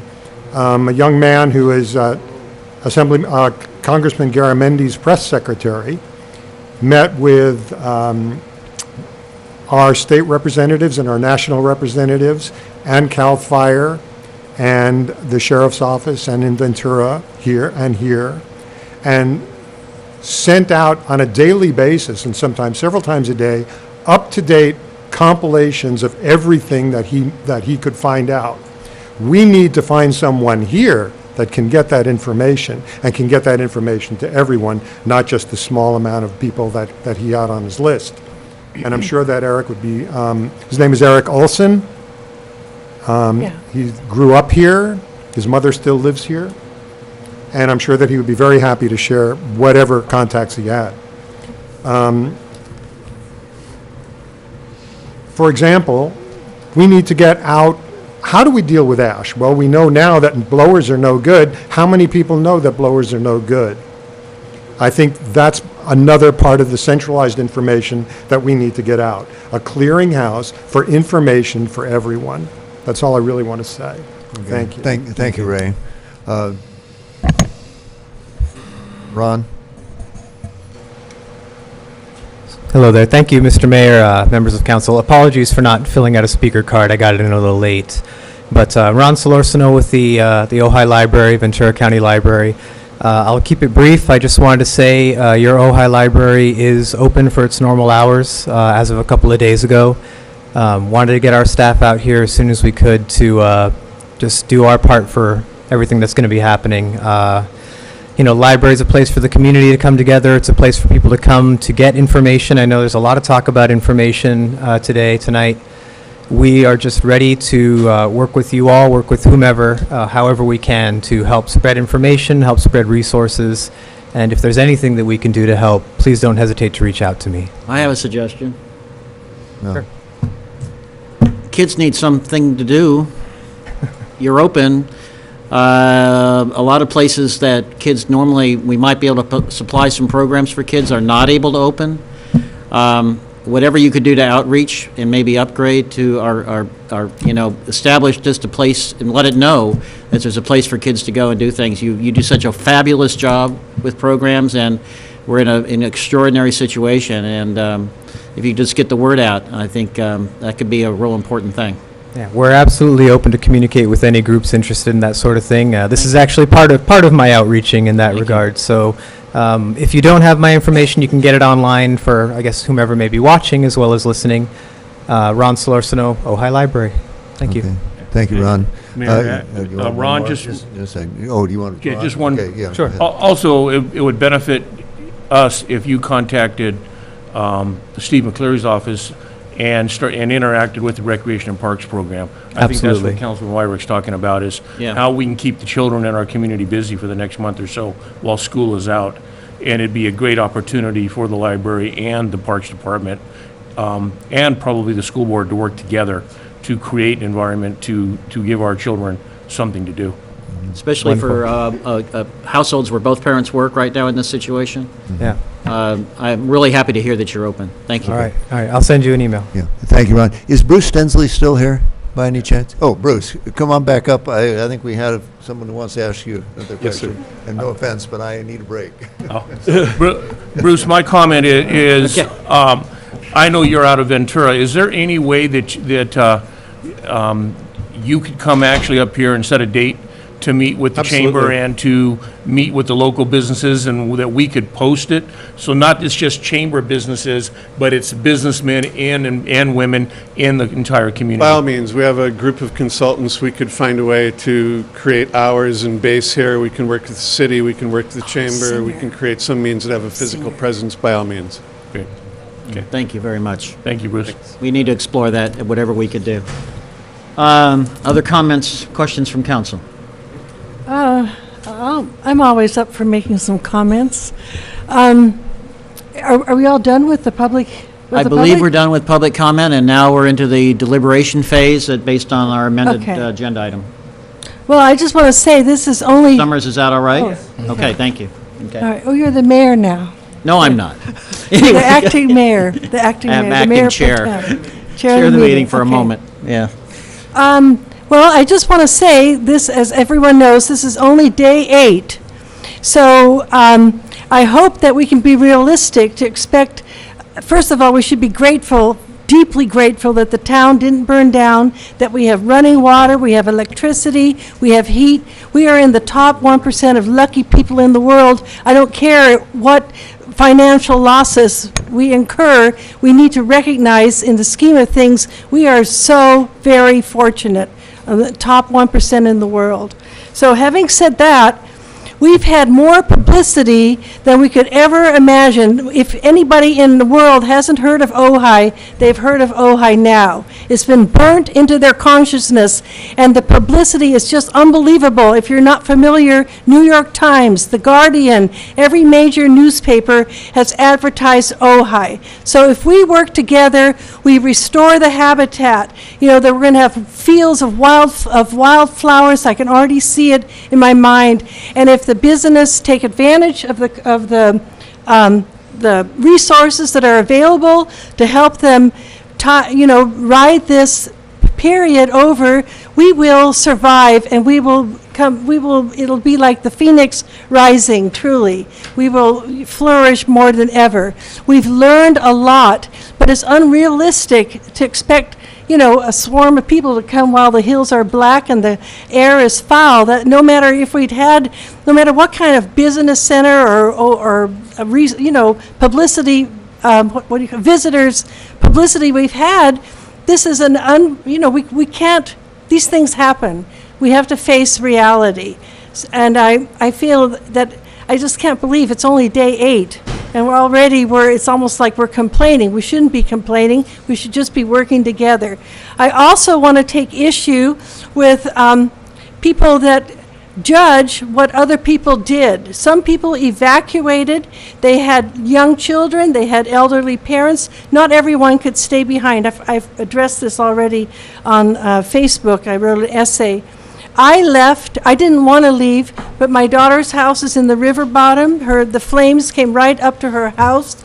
The neighbor's house burnt, and she begged me to leave with her. I felt like, I didn't leave with her. I stayed late into the night, and then I did leave. And I was very torn about leaving, but no one should judge anyone for leaving.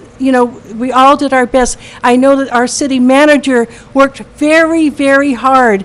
Maybe he wasn't as public as some people would have liked, but to judge what anyone here did during the fire without knowing the facts is just plain wrong. Thank you. Okay.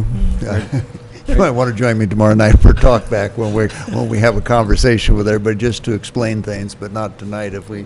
Mayor, I just had first of all, folks, I wrote down 35 ideas that came down from the community, and it's all recorded, and I'm sure that our city manager is going to actually compile all of those and have those prepared for Mayor Johnston when he holds his meeting on Thursday, hopefully. I just wanted to add one concern that I had, and that was when the Red Cross set up their operations at Nordhoff High School, two things occurred. First of all, they set the emergency in place the minute they opened that up. My concern is that we didn't follow up sooner with that. As soon as the Red Cross does something, I'd like to see us next time jump right in with them. The second thing is, the Red Cross is kind of outdated. It's a volunteer organization.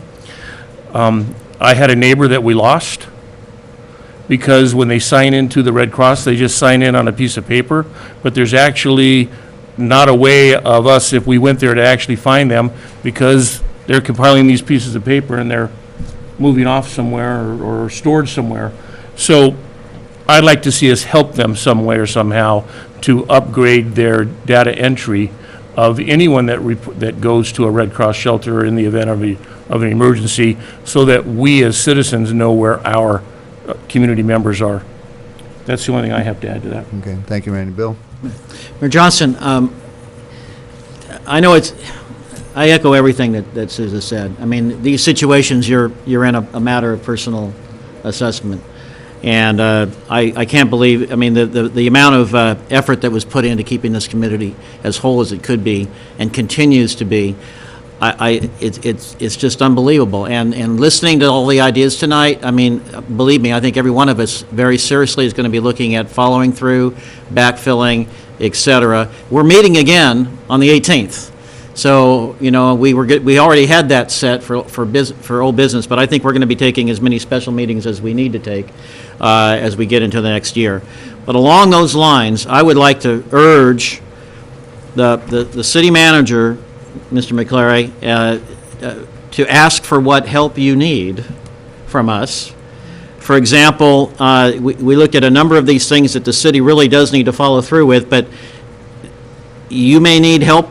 You may need to ask us for some next week for a special appropriation for some independent contractor, for example, or a group of volunteers to be put together to do a number of things that need to be looked at right away. One is in terms of the communication issue. You know, maybe we need some help. Ask us for it if you need it, okay, in terms of resources. Number two, you know, asking the EDC, VC, and the Chamber of Commerce how we can support their efforts in terms of a business plan and business relief, or setting up a separate satellite facility. I know this came up at the community meeting, and I talked to the director of the county administration and Steve Bennett personally, as well as our other elected representatives. You know, they're talking about bringing a trailer up here for additional. You know, I think we need to have more than a trailer. If there's anything, and they were very receptive to that idea of what we could do in terms of working with the county, and then leveraging even beyond that in terms of, you know, where is there some space in this town? Maybe Chaparral School, we could work with the school system, you know, when they get that decontaminated, where we can establish a thoroughly grounded outreach and ongoing effort for a lot of the ideas we've come together with tonight, where people do not have to go down to the county for information about relief resources, for getting their permits, for rebuilding, et cetera, et cetera. And I think the county is very supportive of working with us on whatever we can do to find some kind of grounded facility. You know, one of the nice things about Chaparral School, it's downtown. We know we need to start working more cooperatively with the school system. It's right near an internet backbone. We know that from surveys. So we just need to think out of the box on that, and just hopefully by next week we can further explore those thoughts. And also, I would suggest that please look into how we can get on the watering of the streets. Check with the appropriate authorities. Sources of non-potable water to reduce these ash clouds from traffic. We do know there are sources of non-potable water that cannot be used for drinking, that do not impact the lake, that do not impact the aquifer. There are sources of non-potable water, even if we have to go get special waivers to use effluent from Ventura Water's plant. There are sources of non-potable water that we could use, but that would also help the overall atmosphere of the town. To get rid of this, the street problem and all the ash and everything that's on these streets. But if you, I know I know it sounds like I'm piling on, but I think it's kind of an acute issue. If we could find out what the parameters are here, and if this is in fact something that the experts say would help us in our situation.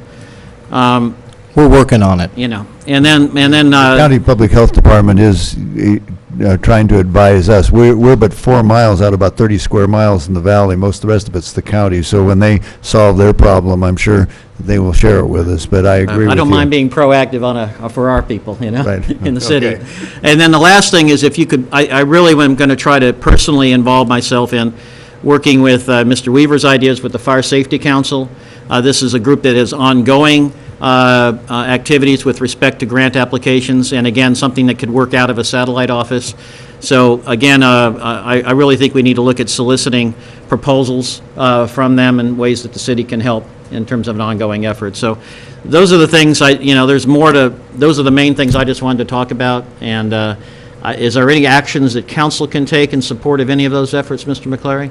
Or you have plenty of authority under your emergency powers as the Director of Emergency Services? Well, that's one of the things we'll be working out, is what things will we possibly need to come back for council, and we'll identify those issues, and if necessary, we'll put them on as soon as possible. I know we have the meeting come up on the 18th, And so. please don't be afraid to ask us for money.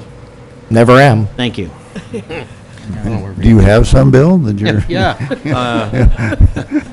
Right, okay. Well, at least it's our it's up to us, you know? Right, okay, we will, at the Thursday morning meeting, I'm sure the city manager will kind of scale down the list that we're kind of combine those things like information as one category and bring, if he needs some help, we'll be able to talk with him next Tuesday night, so that'll be good. Paul? Is it Monday night or Tuesday night? Oh, pardon me. Is it Monday night. Okay, misinformation, sorry, next Monday night. I had it down as Tuesday until So did I, we changed it to, it's going to be Monday, okay. I don't have a lot to add to what my colleagues have said. I'm just, we're all blessed that we didn't have any more problems here in the valley.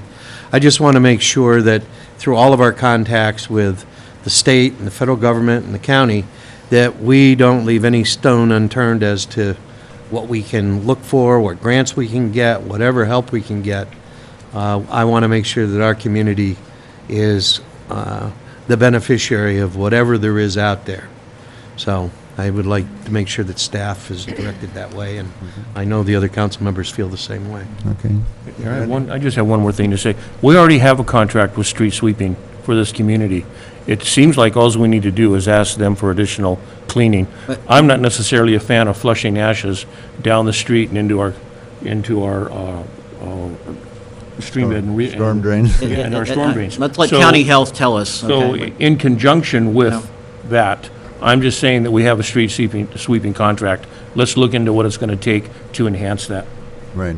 And but we've if- been doing that today. If we are going to do an extensive street sweeping, we've got to make sure people get their cars off the road. Right. Because usually people So it's leave something their that we cars need there. to do in conjunction and proper notification. I We agree. got to make sure it's not raising a But worse as, dust cloud. but as was pointed out, that, No, yeah, it right, can't- the worst can't be dust cloud, if normal. we're going to shut down blowers, which we need to do, but Yeah. not to turn around and create as much of a problem. Did you have anything more, Susan? Yes. I just want to make sure that everyone is aware that there's there are several excellent Facebook pages, but if you're not on Facebook, you can go to Ojai, the OjaiStrongRecovery.com. That is a website that is like what do you call it, a clearinghouse. It addresses everything: finances, animals, loss of housing. It lists every single person. Right now it's at 115 Ojai Valley residents lost their home. It lists them and ways that you can help them. So it's OjaiStrongRecovery.com. And then also, I think we should mention that we're going to take a tour on Friday with Chief John McNeil? McNeil, right. We're that's going to correct. be touring, I think, the whole county, right? The whole Ojai Valley? It's a long tour, right? Yeah. So we'll see everything that happened. We'll probably have a report on Okay, that and- on Monday. And the city manager and I'll be here tomorrow night from 6:30 on to, if anybody wants to come down and talk, we can go back and forth with the question and answers. Jeff, did you have something else? Yeah, I just, when you guys started mentioning the street sweepers, which are kick up dust and what have you, I was just thinking, maybe we can get sort of a pre-wash, maybe in front of the street sweeper. We have like some, some type of sprinkling Something of to water. settle it before we. Yeah. Maybe that would be a. I think we need to talk to county health and figure Yeah. this out. Right, yeah, that's the dilemma, to wet it down and then to sweep it up without making this. We don't want to put it in the storm drains, because that turns to concrete if you don't have rains, and doesn't look like we have rains in our immediate future. Okay, let's take a brief recess, and then we'll get on with the business of this evening. Okay, thank you, everybody. Thank Appreciate you, coming everyone, for down. your ideas.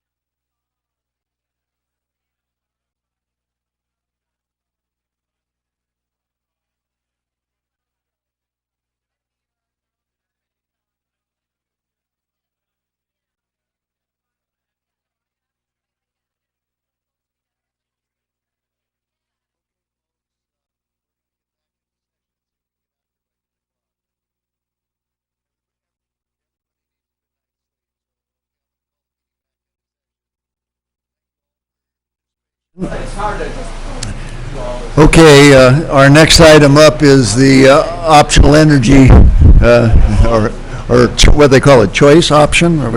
Anyway, Michelle, you want to? Yep. Come on down, and let's, where is Mr. City Manager? So I'm not sure. Maybe, I said I'm not sure whether is there a staff report, or should we just have Michelle do her presentation, okay? Or? Again, I don't think there's much that we need to present in terms of the staff. Council's heard this item and is back on as an urgency ordinance for the council to consider adoption. I guess the one thing that I just would point out here, and not that I'm urging the council to delay, but due to the wildfires, there was a 90-day extension given to those communities that were affected by the wildfire. I believe we did confirm that today from the LACCE. However, I wouldn't recommend that the council, if the council's ready to act tonight, there's certainly no reason why you could not act tonight and move forward on this ordinance. Yeah, let's get it done. Okay, Michelle. Yep, Yeah. all right. Good evening, everyone. I'm Michelle Ellison, a resident of Ojai, and on the board of the Ojai Valley Green Coalition. I absolutely support community choice energy programs, and I'm thrilled that Ojai is considering joining Los Angeles Community Choice Energy, pending your vote this evening. It's more important than ever that we transition to clean, renewable energy in earnest, as our community is experiencing firsthand the devastating effects of wildfires more intense because of climate change. By joining LACCE, we will benefit by more renewable energy, cost savings, customer choice, and greater local control. And Ojai can effectively make real progress on our 100% clean energy goal, especially if we set our community's default enrollment plan at that 100% renewable tier. But of course, customers can always choose a different individual plan. As the first city in the county to join, Ojai will serve as an important example of a community taking action to improve our environment while also improving the economic well-being of our residents and businesses. As you may have heard, earlier today, the County Board of Supervisors just voted to move forward on enrolling in the LACCE, and other cities are also considering it as well. So we're headed in the right direction. I just want to thank you again for prioritizing this opportunity to bring cleaner, cheaper energy to Ojai, and I sincerely appreciate it. Okay, thank you, Michelle. Any questions or anything while I'm here? Okay, well, hang around close. We may have a few questions, but do we have a motion on this? I'll make a motion. There's two motions. I'll do the first one. Move we adopt an urgency ordinance approving a joint powers agreement with the County of Los Angeles, establishing the Los Angeles Community Choice Energy Authority, and authorizing the implementation of a community choice aggregation program. Okay, I'll second that. Second. No, we have 2 seconds. Good. Okay, three, let's, I second. we have a motion on the floor now. Does anybody have questions of Michelle or the city attorney? Nope. Yeah, it seems to me, how many cities currently are enrolled now down in LA? Something like 19 or 20 or We something? have the county of Los Angeles, and then I think probably 5 to 10 other cities within Los Angeles County. Calabasas, Agora Hills, and others have joined as well. And then Ojai would be the first, and all of the cities in our county are considering it as well. Okay, and this is an opt-out program, is that right? This is an opt-out program. So if this is enacted, everybody's in unless, they'll be given notice and given a chance to say, no, they'd rather go with whatever the Edison rates are. Yes, they can go with Edison. And the non-opt-outs are what, automatically enrolled at 50%? That's what we could choose, actually, as a city. We can choose what the renewable tier is that. Which tier would, individually people can go higher, Individually, but what people is can the? go, so individually, people can go at 33%, 50%, or 100%, and we as a community would decide what the default enrollment plan is. So if, say, a customer does not make a choice, they're automatically enrolled in whichever percentage we set as our default. Okay, And and I what's- would and- encourage us to set a high standard of 100%, but we could decide that at a later point in time. We wouldn't decide that now. Okay, but, at 100% though, there is an element of risk of paying above the normal Marginal rate or cost the marginal increase, cost. Right. about 6% more than current Edison rates. But nobody would have to pay that if they Correct. chose to exercise their opt-out, right? Opt-out, correct. So they could opt out completely and stay with Edison, or opt for a lower tier for the 50% or 33%. And both of those have projected cost savings of 4% and then 5%. Okay. Respectively. Paul, did you have something you wanted to say? No. So this is a decision we can make later, is that what you said? In terms of what our default plan is for the community, yes, that does not have to be made at this time, just adoption of the enabling ordinance, and then down the road, we can make that decision as a community. Okay, so we can calculate the amount of risk of the community. Well, actually, there really isn't risk if we're willing to stay in and just phase out in the event that we change, if for whatever reason, I don't know why we would change our mind. Right. But as long as we don't just suddenly cut it off, because at that point, then we have to pay, well, it depends on where the market is and what they paid Right. for the fuel. Exactly, and there might be, depending on what they procured the energy for, the cost difference, but likely, there would be negligible cost associated with exiting. Sort of like investing in shorts and longs. Okay. Just one more comment. I think the benefit of this also bringing it back is we can actually have a public hearing on that rate and explain it to the Sure. community better, Yeah. especially the opt-in and opt-out. I'm sure that's going to create a lot of confusion to But we can do that I think it's a good thing to Okay, do. so we can decide that at a later Right. date, right? Yes, yes. Okay, Paul? Mr. Mayor, when you're talking about risk, you're talking about putting it so high so that people are going to opt out? So we'll have a high percentage of opting out people? No, what I was thinking is if you look at the rates, the choices could be 30%, 50%, 100%.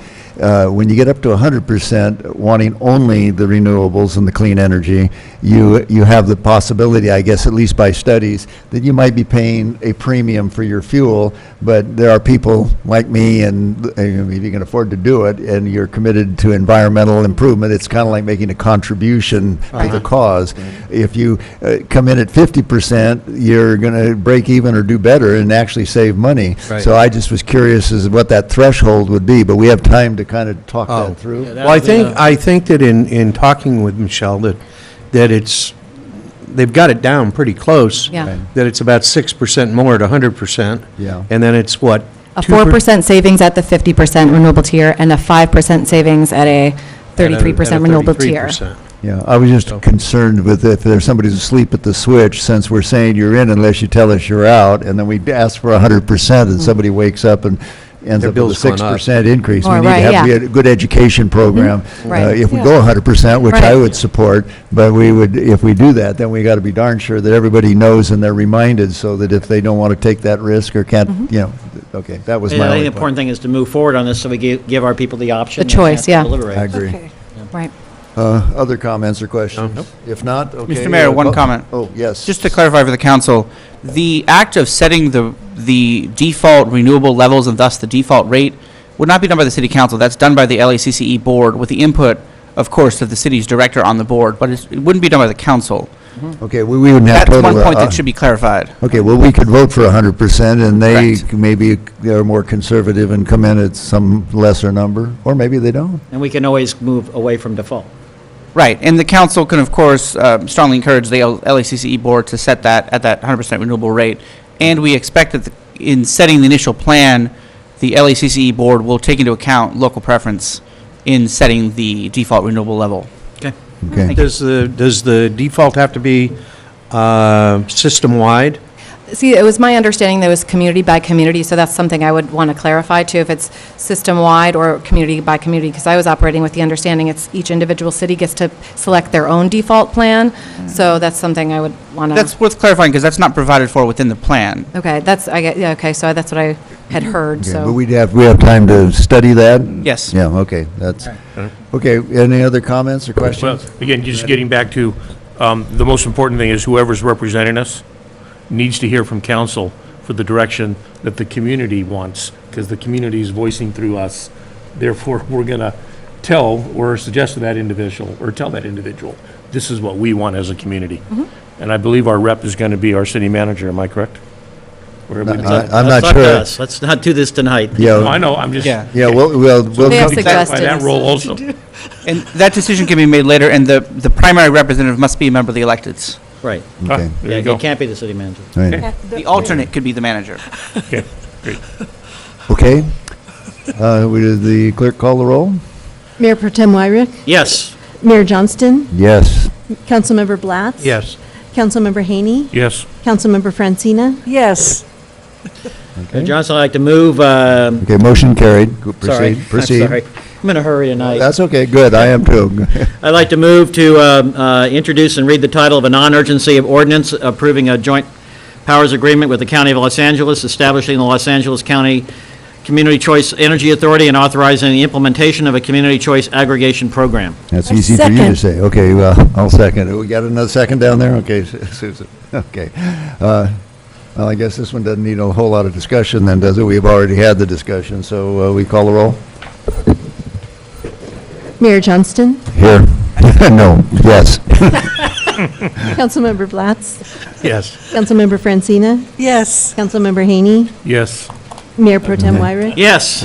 We know you're here. Not here. Thank you, Michelle. Thank you, All Green right, Coalition. that's here.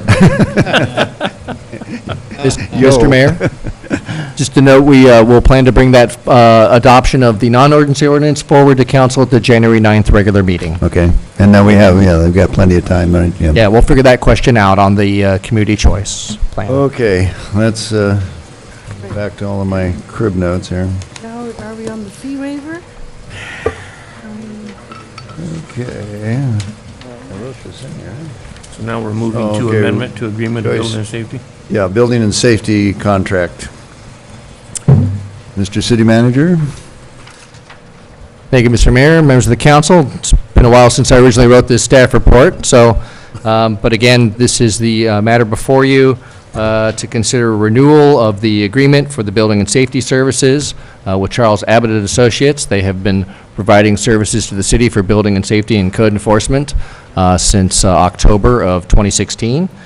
We are recommending that the council authorize city manager to sign an amendment extending the professional service agreement with Charles Abbott for either a 1 or a 2-year extension. That would be either through September 30th, 2018 or September 30th of 2019. Be happy to answer any questions. The only real, actually I should say, the only significant change in the agreement from the prior year is Charles Abbott has identified that they can provide a certain level of support to the Building Appeals Board. And of course, we have recognized that the Building Appeals Board has been meeting a little bit more frequently and taking on a few more issues than I think was originally anticipated in the contract. And at least from the city manager's office, we recognize that a lot of those tasks that the Building Appeals Board is working on right now actually probably needs to get support services from either the Community Development Department staff or from the city manager staff, again, in conjunction with the building official. So that is the one difference that came from Charles Abbott, is they did want to put a limit in terms of how much time that they would be needing to provide to the Building Appeals Board. And again, I understand their reasons for that. That does not in any way limit them from hearing appeals as necessary and as needed. There would certainly be no limit on that in terms of engaging the building official.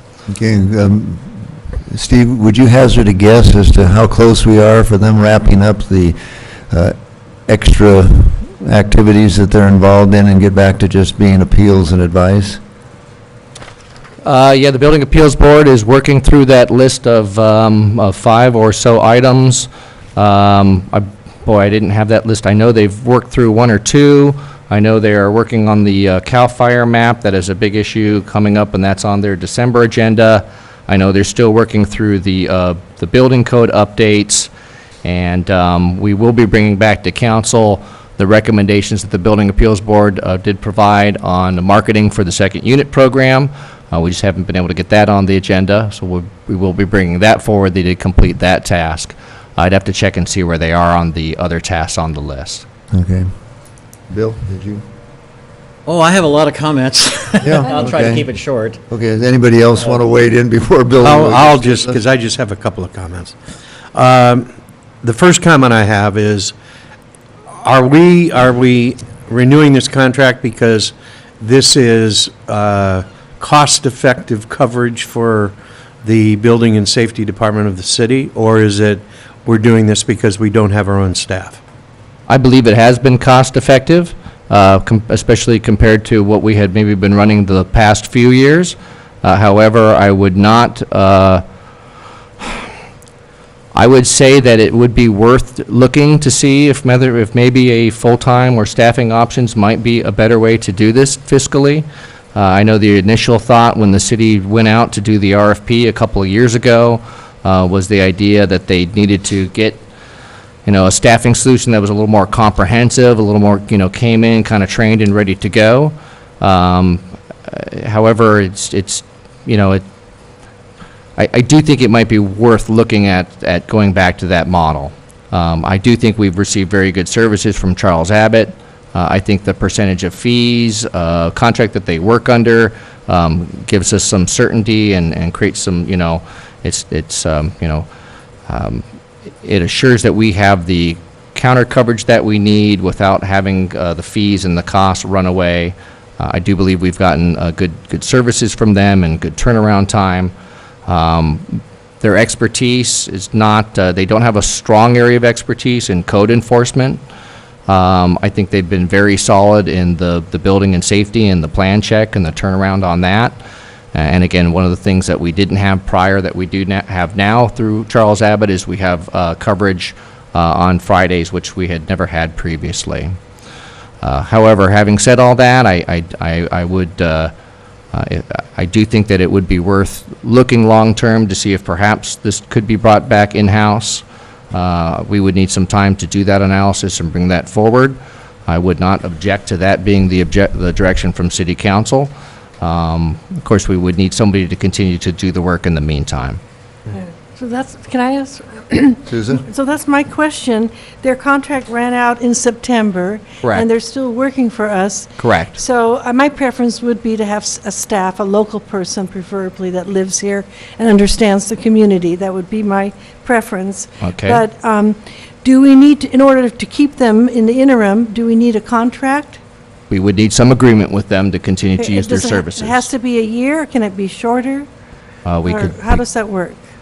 Well, we could certainly entertain a shorter time, or we could entertain a month-to-month contract with them, if that was the desire of the council. Okay, thank you. Well, I would think in fairness to them that they would need a certain degree of certainty because they have employees and assignments and all that, so I don't think we'd want to go month to month. I think they should have, and it probably would take you that long or the staff that long to do the analysis and decide and have to get it into the budget, wouldn't we? No, I was thinking reasonable, 6 months, however long it takes, so you're not under Right. pressure, and they have some investment that what they're working on, they can continue. Ideally, and I think I mentioned this in the staff report, would be do that analysis and bring it forward as part of the budget deliberations as we look at the budget for 18-19. So if that was the case, then we would be needing services at least through June 30th. So if we could at least And if you were planning to, do internal staffing as an alternative, if that, for whatever reason, provided a level of service at an affordable price, then you'd need a recruitment period, so. Correct. So 1 year extension. You're right, we'd be looking at a year, right? I think it should be 1 year. Yeah, okay. I'm ready to make a couple comments. Okay.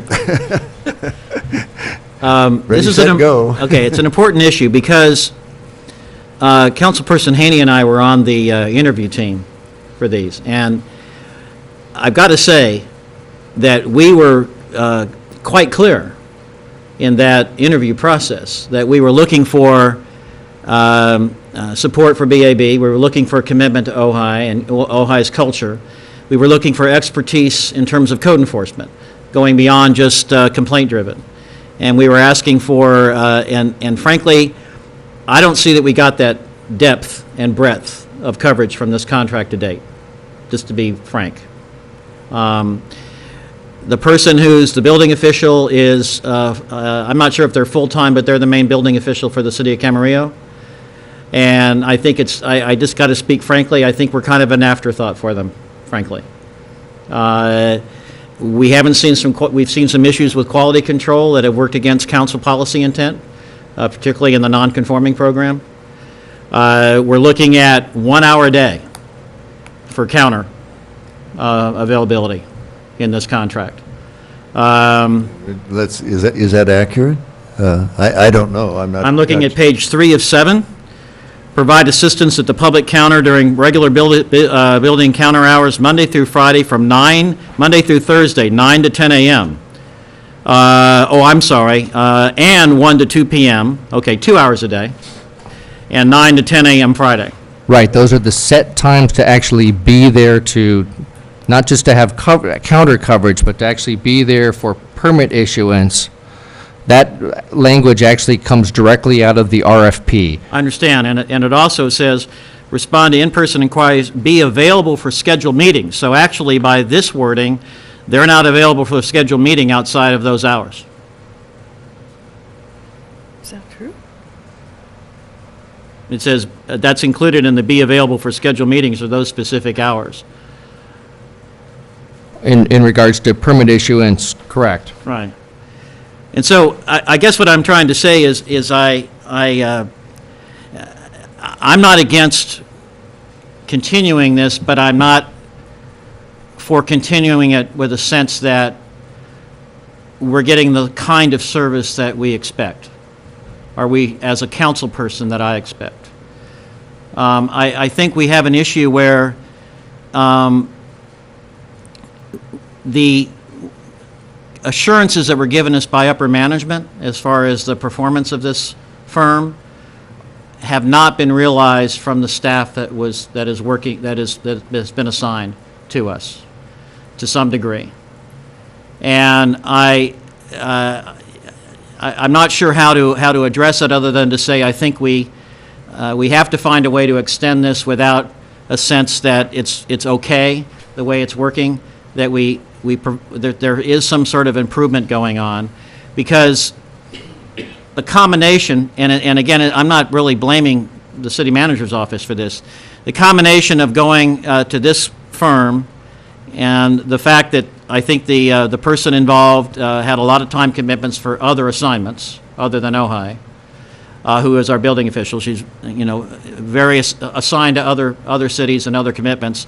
That combined with the interim CDD situation, which I think I'm sure that I know that you're working very hard at trying to solve, has been a problem in terms of that interaction between the interim and the maybe the less than real solid commitment of time from the assigned person for the building official. I mean, at least in terms of just looking at performance. So I think that what I'd like to see is that if we move forward on this, that we do a tentative approval for a set time to extend this, but that also you come back with the specific contract that we're approving, which is not included in our packet. This is basically a proposal that we'd be approving, but I would like to approve it with the condition that you come back with a specific contract in detail for us to look at that I don't believe is part of this packet. And that's my feeling, is as little time as we can in order to get the continuity while we evaluate how to get better performance to our citizens than, frankly, than what we've had, and a specific contract that we come back and look at in detail for final approval. Okay, we can do that. That's my sense. I'm not making a motion. I'm talking to my colleagues.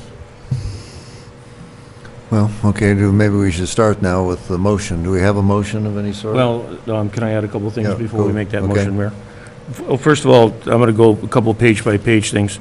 I think, first of all, that Charles Abbott just has to have a better understanding of our ordinances and our resolutions. I don't think that they really took a concerted effort when they moved in to actually read what this community is about and what our ordinances and the way we govern is about through the building and safety. So that's one thing I'd like to see them improve on.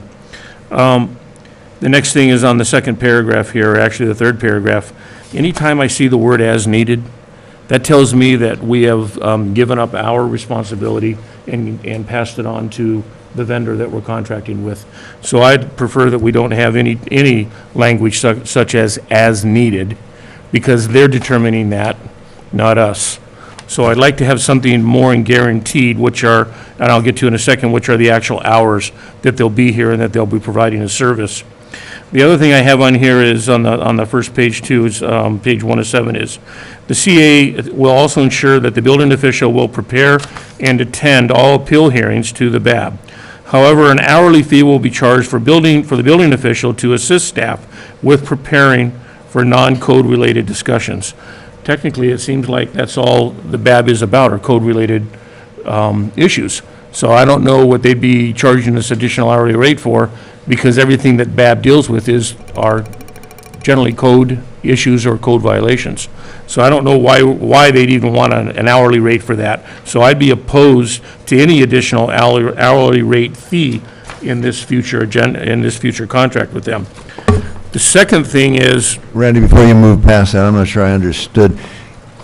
well, they're stating in here that to do additional work other than show up at a BAB meeting, they want to charge back an hourly rate for preparation. And what I'm saying is part of their duties with BAB would be to prepare themselves at their cost.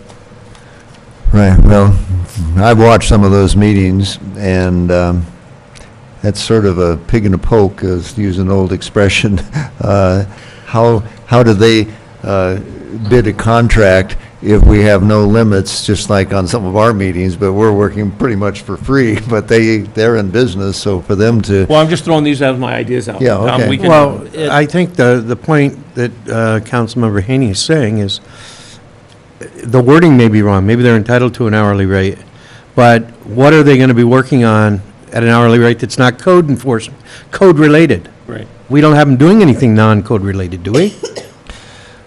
Well, what the concern from Charles Abbott, and I think the mayor has touched on it, is their anticipation coming in was that the Building Appeals Board was going to be hearing appeals. And they That was not the way it was discussed during the interview process. I want to make that very clear. Well, right, with some other limited activities being directed to it, but the level of meetings that we've had from the Building Appeals Board has greatly increased over the last year or so since they've been on board. And again, they were basing that on the level of activity that they had seen the last year or so. Okay, So I don't think anybody they have in to this take group- that into consideration, and if we want them to be at a BAB meeting, and we're having whatever, how many BAB meetings we having?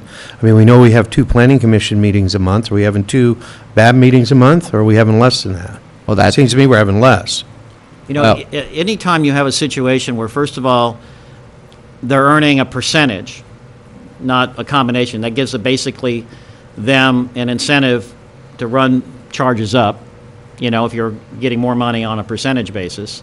And then number 2, they can just bill however many hours they say. There's not real any sense of what oversight you have over whether the billing hours are appropriate or not. Well, I would disagree with that, because if they bill anything that I don't feel is appropriate, we're going to challenge that and refute that.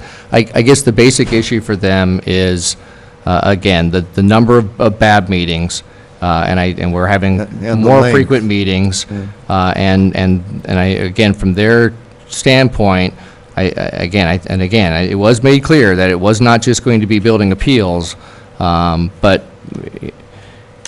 you know, there's been a large frequency of meetings, and it has expanded, you know, quite a bit. You know, and again, I think some of the directions that have come from council, as I said before, those issues really need the support of the Community Development Department and the City Manager's Office, because some of those areas, you know, for example, like the second dwelling unit, those types of things, it's really not a building official type expertise. So Could they have a flat rate per meeting instead of an hourly rate? we could ask open-end them, thing? we could ask them to come back with that. So, like I said, this is open for discussion. I just wanted to bring that up. Yeah. Again, that was a concern. Sure. The second thing is I looked at our collection fees as we were, the fees that we're paying out, and I looked at the 2012, 2013, 2014. And if you look at total inspections, we peaked in 2014 at 1,338, and then we've gradually gone downhill. So when you're stating over here, trying to represent the fact that Charles Abbott is saving his money, the reality is they're only being paid on the fees that we're actually receiving, a percentage of them. So as our inspections go down and our permitting process goes down and the money that we're bringing in comes down, their percentage is going down. So that didn't win me over as far as them looking better. They're just getting a percentage of whatever the gross is. So, and it is less each year if you look at that, even as far as 2017. We're down almost half in fees collected and fees that we're paying out to them. So if you looked at that number at $230,000 and you looked at your figure of roughly $240,000 to staff it with an in-house unit, I said to myself, well, if it's $240,000 a year, whether it's a peak year or whether it's a down year, You know what I'm saying? I have a sense that in-house staffing would be better. But again, that's just my comment on that. The second, go ahead, I Steve. just want to point out that, the total fees collected for building permits, that is not what was getting paid out to either. No, they're getting a percentage of that. Correct. Right. Right. And as that goes down, they will get less money, and yet their obligations to the city still remain. I do want to point out, they're the ones that determine, let's say, a valuation of building for building Correct. permit fees. That's right. So they get more, the more they value the building. And the more permits. True. Right, and the more charges they can have for having to, do another review on something or finding a flaw. I mean, there's some incentive issues there, all I'm saying. Okay, so the other thing I wanted to get back to was the actual scope of work here, and I agree with Pro Tem Wyrick, or Councilman Wyrick, however the terminology is here. Mayor Pro Tem. It's the same thing. I just have a sense that we need to have better hours of operation, and I would like to suggest that we have a minimum of 2 hours, 5 days a week in the morning, and 2 hours in the afternoon. So that's 4 hours a day at 20 hours a week. And I don't think that's asking too much for them to have in their contract. And again, if they're not actually fielding questions regarding permitting, or they're not doing inspections, they're actually doing other related work, like preparing for BAB meetings. Exactly. Just my take on that. I hope that's not true, but. Getting our code cleaned up. Right. So, and then my fence. Yeah. So, and again, I just have, I am just not a fan of any contract that's just going to have a blatant verbiage that says hourly rates. I don't want any hourly rates. I don't want any additional monies being provided other than what's agreed upon in a solid contract for solid work performed, and not as needed and not vaguely worded or vaguely expected from us. So those are the comments that I have. And again, code enforcement, maybe increasing it from 16 hours to 20 hours a week. Again, with leaf blowers, with all of the things that we have coming forward with code enforcement. Fences, walls. I just think 16 hours doesn't do it. So again, that's 5 days a week, 4 hours a day, whatever day they choose to work It it. doesn't sound like we're anywhere near close to approving something if there are this many changes, so maybe we should continue this matter, instruct the city manager, or, I don't think he needs any direction. He Mr. can Mayor, just extend the contract. I don't see how we can approve something and then have it come back for us to make changes to it. Makes no sense. I agree. Yeah, I think we have to continue it. And I'm not going to get into all of the particulars. I just think that we ought to know what kind of staffing we need from an independent contractor, and they ought to give us a price to provide that. And that's it. I don't think I agree with Councilmember Haney. They know, they have a history of us here. Tell us how much they're going to charge us, and here's what we want. You tell us how much you're going to charge us, and we'll agree whether we're going to pay you that much. So we'd prefer to not see a percentage fee basis. Oh, percentage fee is fine, but I'm talking about, that's part of how much are you going to charge us? You're going to charge us an X percent of this, X percent of this, flat rate for this, whatever it happens to be. Okay. But at least then, we know exactly what it's going to cost. And I had It's very much similar to our legal contract. Right. Unless we have special meetings and things, and other special things that we're asking our legal counsel to do, it's a fixed rate up to a certain number of hours. Right, it's a Yeah. retainer plus extra billed hours. And maybe we need to look at some kind of blend like that. I also had one last comment. I think one of the most important things that when we interviewed Charles Abbott and we actually went with them, what was the electronic record-keeping procedures and process.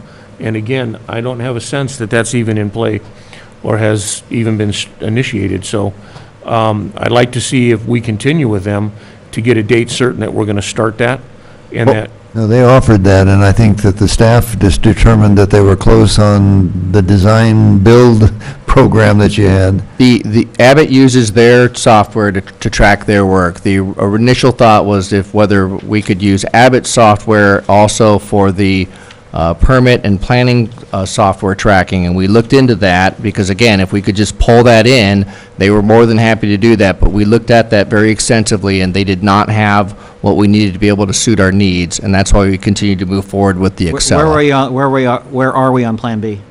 On Excella? Yeah.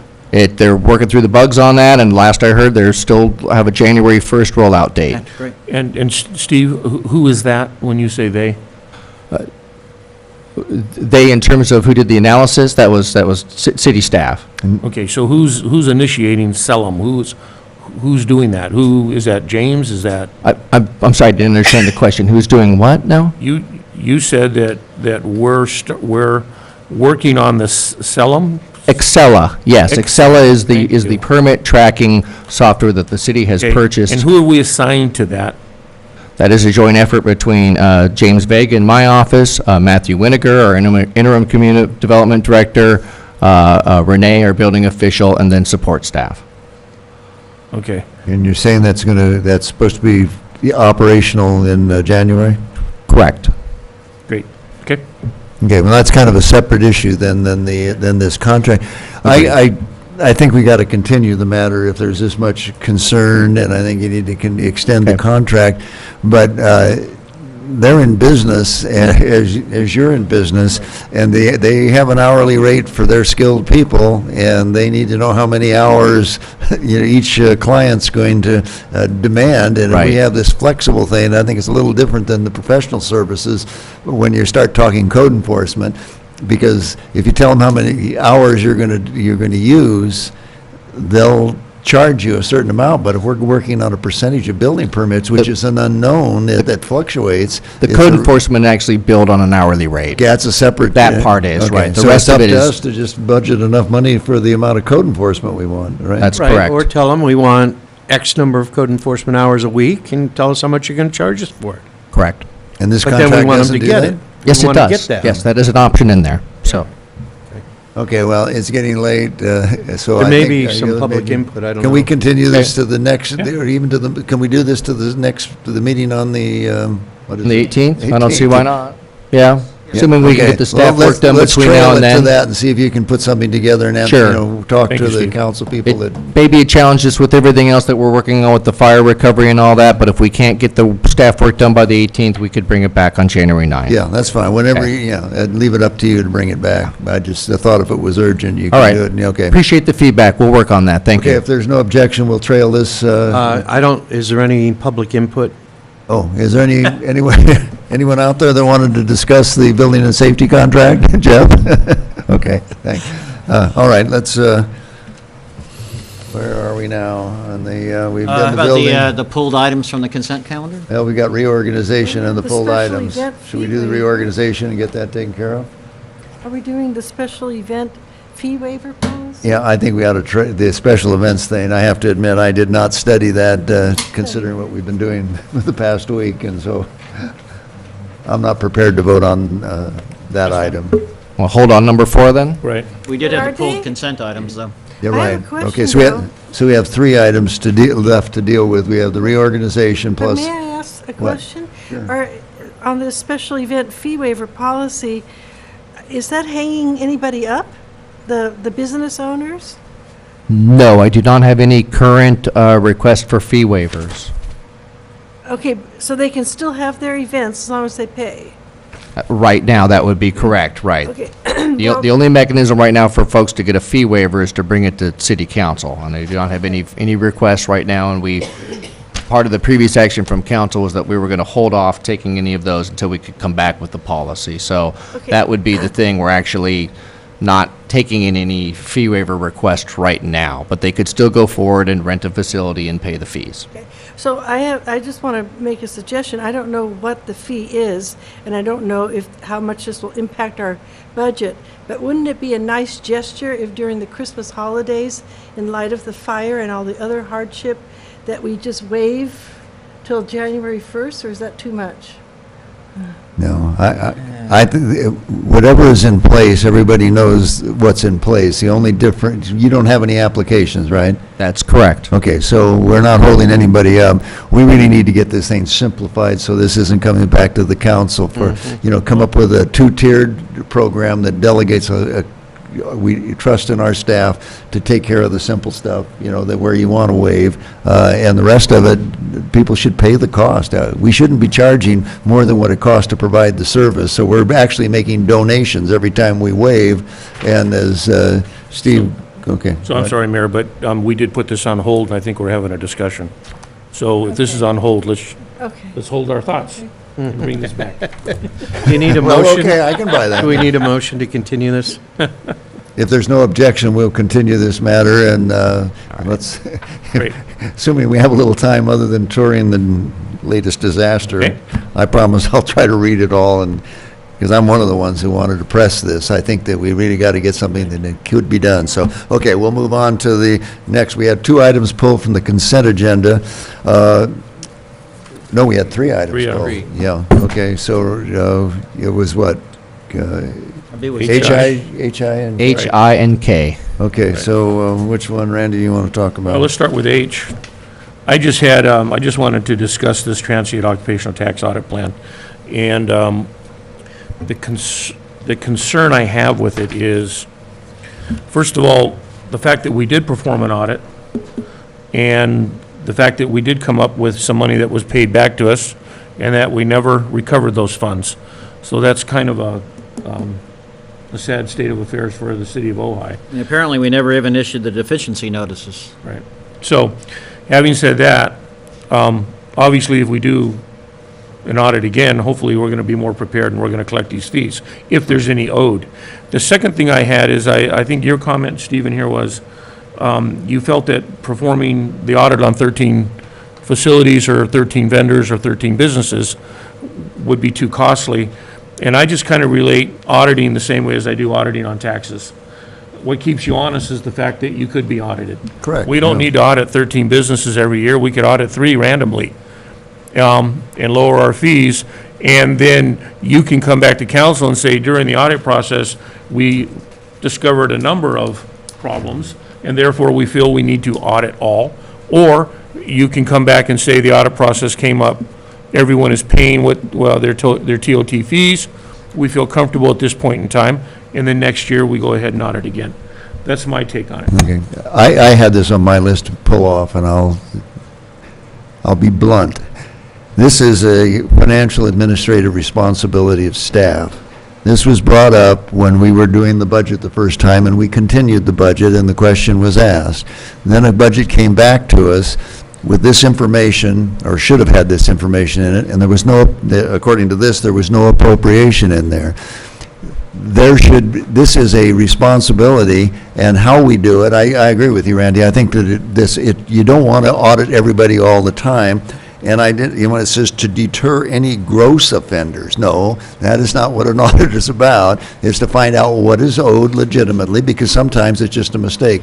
There should be an audit on sales tax periodically at the state, and there should be audits periodically on all of the businesses in the community, but not every year. And we can tell real quickly if we've got a problem. And so I think this should be a staff function, and if there isn't enough money in the budget towards the end of the year, they should come back for an appropriation adjustment. But otherwise, I think this shouldn't be here.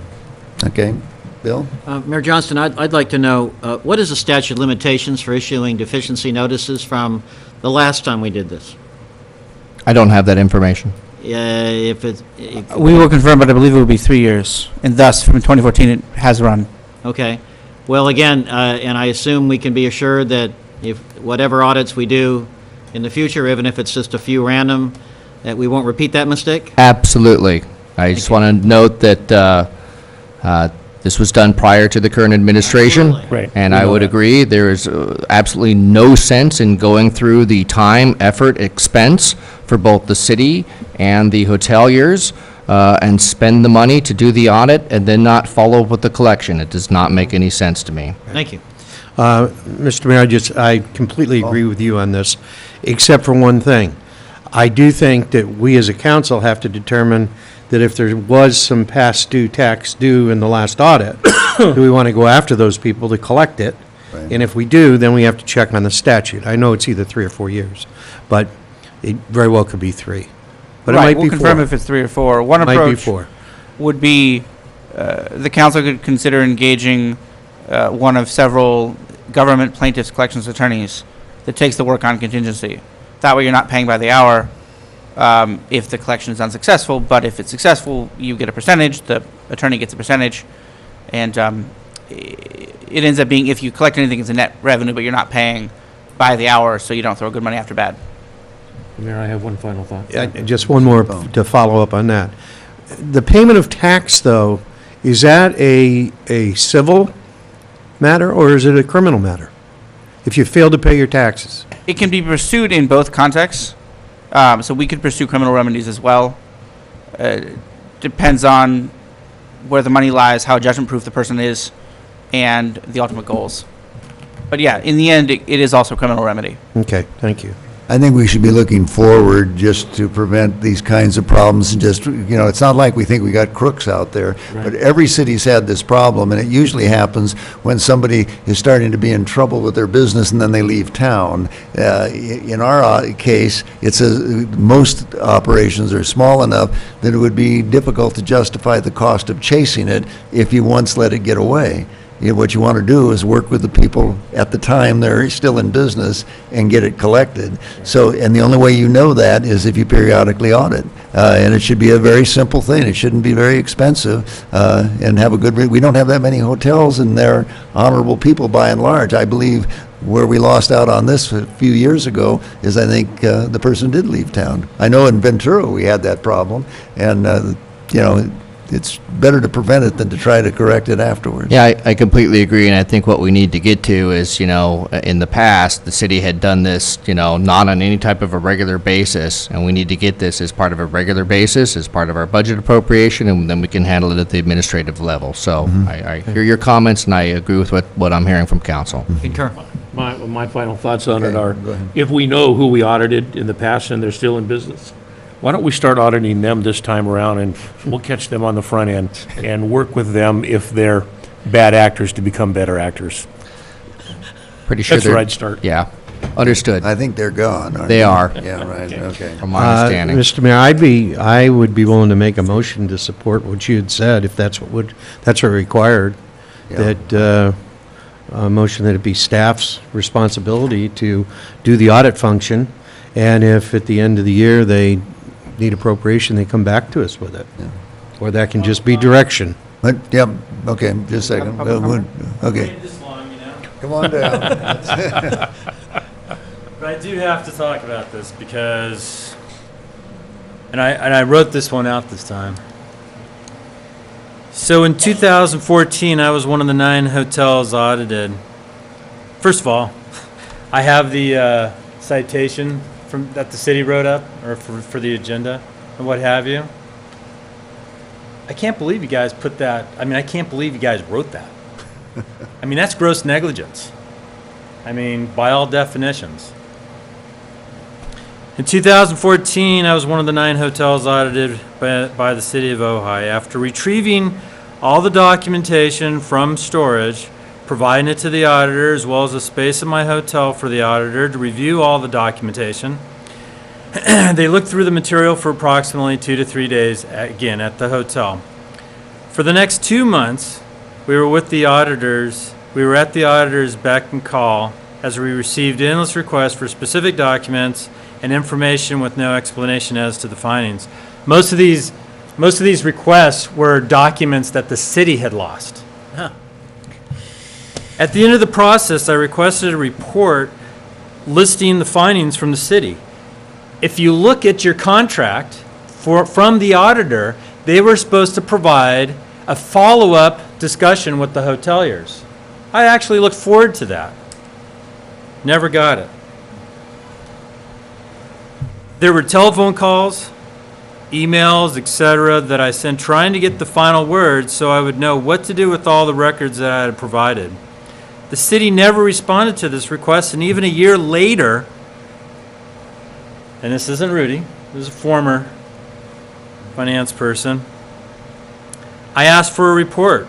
None was provided. I was never told what came out of the audit, if I owed any money or if I could dispose of the documentation. Mainly, I wanted to get rid of the documentation because I don't have much storage.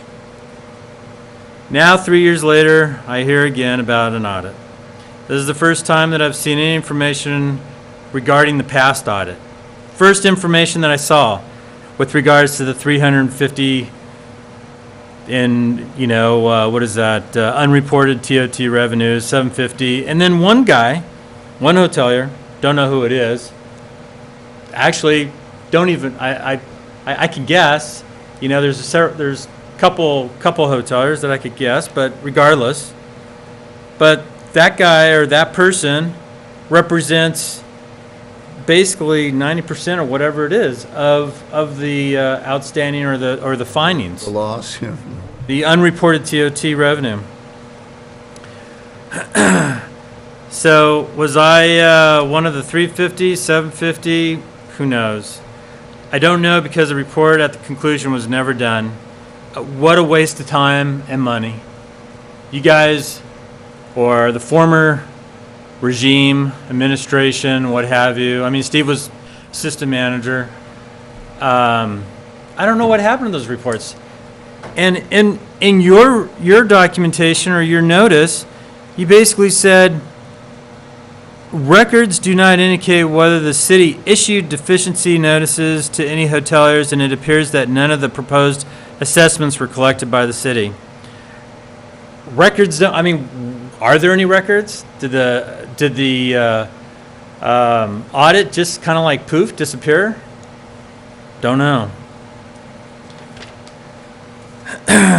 Before any additional audit is performed, I demand as an Ojai resident, Ojai business owner, an Ojai TOT collector that you find your records that you seem to have lost, misplaced, and fully execute and finalize the 2014 audit recommendations and collections before you move on. I know you guys kind of want to, put it under the rug and what have you, and move forward. But you know what? It kind of hurt us. At least it hurt me. How Only so? then You after weren't- you complete a previous audit should you consider your next step. It seems to me that any hotel that underreported less than $750, even $1,000, should not be audited again. And certainly any hotel that was not audited in 2014 should be where the city starts, and or where the person who you found the most discrepancy with regards to the unreported TOT. It's just, I come here, and I'm sure my other colleagues, don't want to come because, the big bad IRS, in this case the city, what have you. But it's just frustrating. And I apologize that I usually stand up here and have frustrating things to say. So I will say something positive, though. Does Steve have an assistant? Do you have an assistant? Yes. Okay. I don't know. He's a It very seems- good assistant. yeah. And when I said before with regards to you guys need some money and what have you, that's not all specifically towards marketing. It's for the support. Because sometimes the smaller cities are understaffed. They can't handle everything. Things like the TOT thing gets lost or misplaced or what have you. But, and I'm, I just think when you start to look at this, it's the long old story about, spending a buck to basically make 10 cents. Please don't do that. Look at it. Be analytical, as your statement said. We have comprehensive, sophisticated systems, as you mentioned in the document or in your agenda note. It's a really simple process to pull up. There's really I think audits are for the thieves, No, they're not. Well, no, just hold on a sec. Otherwise, we are thieves every year because we get audited. Well, just listen. I think the city should be audited, but regardless And of they that. are. And I know you guys are audited. The city is required to go through statutory audits every single year and complies with all of its audit requirements understand. under state law, for the record. I understand. Regardless, I just think that you guys should look at this and be really, really systematic and consider it when you're doing something that impacts our time. This 2014 audit probably cost me a couple $1,000s of labor, okay? And that's all. Okay. Thank you. Thank you. Points well taken. It is well taken, and in honesty, all honesty, the fact that we didn't go to recover the funds of people that understand weren't fair to the people that did pay what they were supposed to. It's not so much it's I not money agree. coming into us, I agree. but it's not fair to those that do what they're supposed to do. Right, nor was it a good use of the city's resources. I agree. Well, I appreciate the honesty in the report, even if it does make us look, I'll use a good word, silly, but it does make us look a little inept. So moving forward, at least we've come to a conclusion, Mayor. Yeah, I think we're all okay. in agreement that we're going to do this in-house. And why don't we have staff come back to us and tell us what the protocols will be for the audit? And maybe in the development of those protocols, we send it out to each hoteler so that they know what to expect if they are requested to be a part of this. I don't think there's anything wrong with that. Okay. No. Okay, Jeff, hang on. This is now. going to add something to help you guys. Yeah, I know. Let us deal with this. I'm the one that brought this up because I've had some experience in the past with it in other communities, and this is not a function of a legislative body. Once it's set into place, there are responsibilities of the finance office. I agree with what Mr. Wells was saying about how frustrating it is, and it isn't fair when you put people through that and you charge money. But that's not the people sitting at the counter here tonight. The question is that it doesn't need to come back to the council. The city manager and the finance office need to do the job. No one is saying that everybody needs to be audited every year. There should be a reasonable system done by financial people to say, we'll spot check. That's their job, to spot check. Maybe you'll never be, the IRS doesn't check everybody all the time. Then obviously from our previous experience, I think the question is how much is it worth spending? Where you're saying, a dollar chasing a dime. Obviously, if you don't even collect what you find, that's even worse than a dollar chasing a dime. But that doesn't absolve the city staff of their responsibilities. We spend a lot of money in this city as a percentage of our budget on supposed financial management. This is just simply one of the tools. So I would move that we send this, that this not be a council activity. It's the finance office. And if nobody objects to that, Steve, I I'm totally sure agree. Totally agree. Okay. I agree. So, Steve, you just, you meet with your finance guys and do what is practical and do what the standards of the industry require. And it doesn't require you to do it to everybody or to go back and pick on somebody that, has already been done and didn't show anything. I obviously would go where you want to mine the high-grade ore, not where you're not going to make anything on it. We're not really trying to make so much on it as to be sure that it's being done honest. So every hotelier that is honest is not being disadvantaged by maybe somebody who's not, then. Okay? No objection? Okay, we'll move on. We had Randy, you had another one? Yeah, I just wanted to discuss quickly the confirmation of the city manager / director of emergency services. I didn't have anything to disagree with what Steve is asking for here. I just wanted to open the scope of the discussion that, again, when Red Cross set up their emergency center, I would have felt that we would have followed at the same time and made the declaration rather than waiting till the next day. So I already brought that up once, I just wanted to say it again. And then the second thing is, I think we all asked months ago if we were ready for an emergency, and we said we were, and obviously we were. But there were a lot of questions directed to each council person that we couldn't necessarily answer because we're not a part of the emergency operations center. And I would just like to ask that in the future, when Steve does training with the other agencies, that one of us council members be along for the training so that we're all informed as to the who, what, why, and how. So that when this does occur, one, we know we're trusting and empowering fire and police. It would just be nice that when people contact us, that we have a better understanding of how it works, what your procedures are, so that we can support you better. That's what I would Because ask for. flood is next. Yes. Okay, I want to move passage of the resolution. okay, it's moved. Second. Moved and seconded. I'd just make one comment. It is not unusual in an emergency for the proclamation to follow, but as Randy says, when you open up a emergency center, that's a clue. So the question really is, Steve, is that at what point does your office get notified in relationship to when Red Cross showed up, or did it happen in the middle of the night? I received a phone call from Andy Kentwell at about, I want to say it was 10:30 or 11 o'clock at night, and he was informing me that they were opening the Red Cross shelters. And at that time, Mr. Cantwell informed me that they were having some difficulties with getting adequate lighting and being able to direct people there. There were some issues with the mechanics. Right, Of getting, right. because people were being told to go there beginning 9 PM.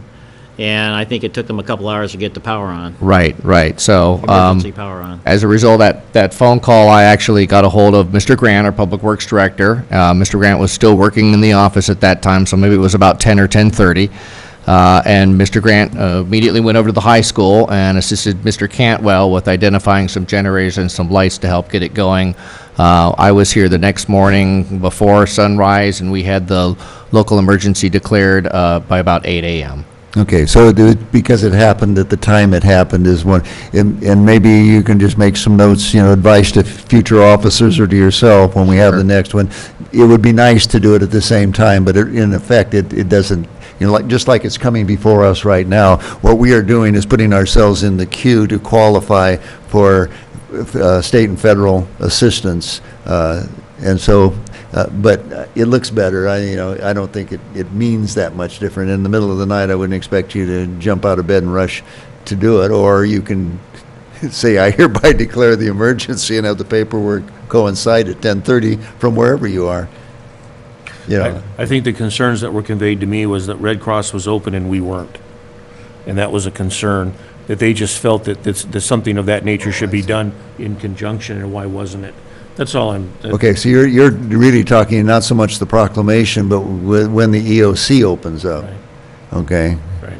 So, well, there is a reason to Something move to think through move a shelter earlier, because the EOC probably was opened up, I would assume, at the sheriff's office, in order for the Red Cross to know that they had to move up here, because they had to be notified by the fire service, didn't they, that the fire... Yeah, was I'm sure because we have an OES duty officer who's on call 24/7, just in the Right. event of a disaster. And so they start taking action the moment that we have a disaster. There's a notification made, so they can do the reverse 911 notifications, the VC alert notifications, and then they call on their staff to staff up. But it takes time, as you know, to staff up the EOC. No different than when I got called. I was told, hey, we have by my patrol sergeant, hey, there's a pretty good fire on the hill. It's in between Santa Paula and Ojai, and we got pretty big winds. I said, okay, and I called my commander and said, where do you want me? He goes, we're opening up a command post in Santa Paula, and that was where we all went to initially, and there was everybody from OES that was on now being responding was to that initial mobile command post in Santa Paula. It was moved at midnight that night to the fairgrounds, which may not have been the best time to move it because the weather conditions were worse at the fairgrounds at that time because ash was raining down on us as we were setting up, as residents were being evacuated too. So we were having emergency vehicles and citizens responding to the same place, albeit it's large enough to accommodate all that. It just was a very chaotic first few hours, and the fire was moving incredibly fast. But to your point, I don't know exactly when Red Cross was notified or if the EOC was officially open where they operate at, but we had all the OES team was out there in Santa Paula. When we review on Thursday, we'll go over this, we'll get the answers to your question. I understand what Randy's saying now. Yeah, how do you explain to people that our EOC is not open, and yet there's a shelter already in place? I mean, to the average person, that seems strange, but it may not be. I mean, we just need to all know what the answer to that question is, so we don't look... And it's not a question of integrity either. It's just a question of being able to convey the right answers to support you. And I think that's important. You need us in those moments, supporting you 100% and conveying that to the public that you guys are in charge and that you guys are responding this way, and this is how we do it. Absolutely. Okay. Okay, so Thursday morning, we'll go over this, and we'll have something for the council. Okay, thank you. Need to vote on the motion? Yeah, Mr. we do. Thomas? Okay. Okay. Okay, Madam Clerk. Councilmember Francina? Yes. Councilmember Blatz? Yes. Councilmember Haney? Yes. Mayor Pro Tem Wyrick? Yes. Mayor Johnston? Here, oh, no, pardon me. Yeah, yes. Here, Here. Okay. Now. One last thing, huh? And Last we've one got is, H, or no, K, that's, yeah, I want to talk about that too. You want to go? No, go ahead. I wanted to pull the last road adjustment that we had at our last meeting, and I mean, I'm not that the costs aren't warranted, but when you think that we're spending money from the general fund, and we're sort of, we say it's not general fund because we have a commitment to the capital improvements fund of X number of dollars per year, puts the public works director in the position of trying to balance the budget within the budget, but that implies decisions that we're making, like we're not going to repair roofs like we thought we were when we adopted the budget, and we're not going to do something else. And then even, to me, even worse than that, there are some policy decisions that haven't yet been made that did have some money in the budget, like our parking lot at the Lower Libby. And by adopting these things on a consent calendar without even talking about it, I know that, Greg's got to move quickly because he's got contractors in the field and they got to do that, so that's fine. But I think we should be making a decision as to whether or not we want to be having these monies as the offset cost within the budget. And we may in fact want to do that, but we may also, in most jurisdictions, carry a contingency fund so that they can then fund these kinds of unforeseens and still do the things they thought they were going to do when they adopted the budget. So, I'm in favor of doing this. I'm not necessarily in favor of the people whose streets were scheduled to be paved this year to not be paved, because we're still going to have to do it. It's just a question of whether we take it out of our reserve.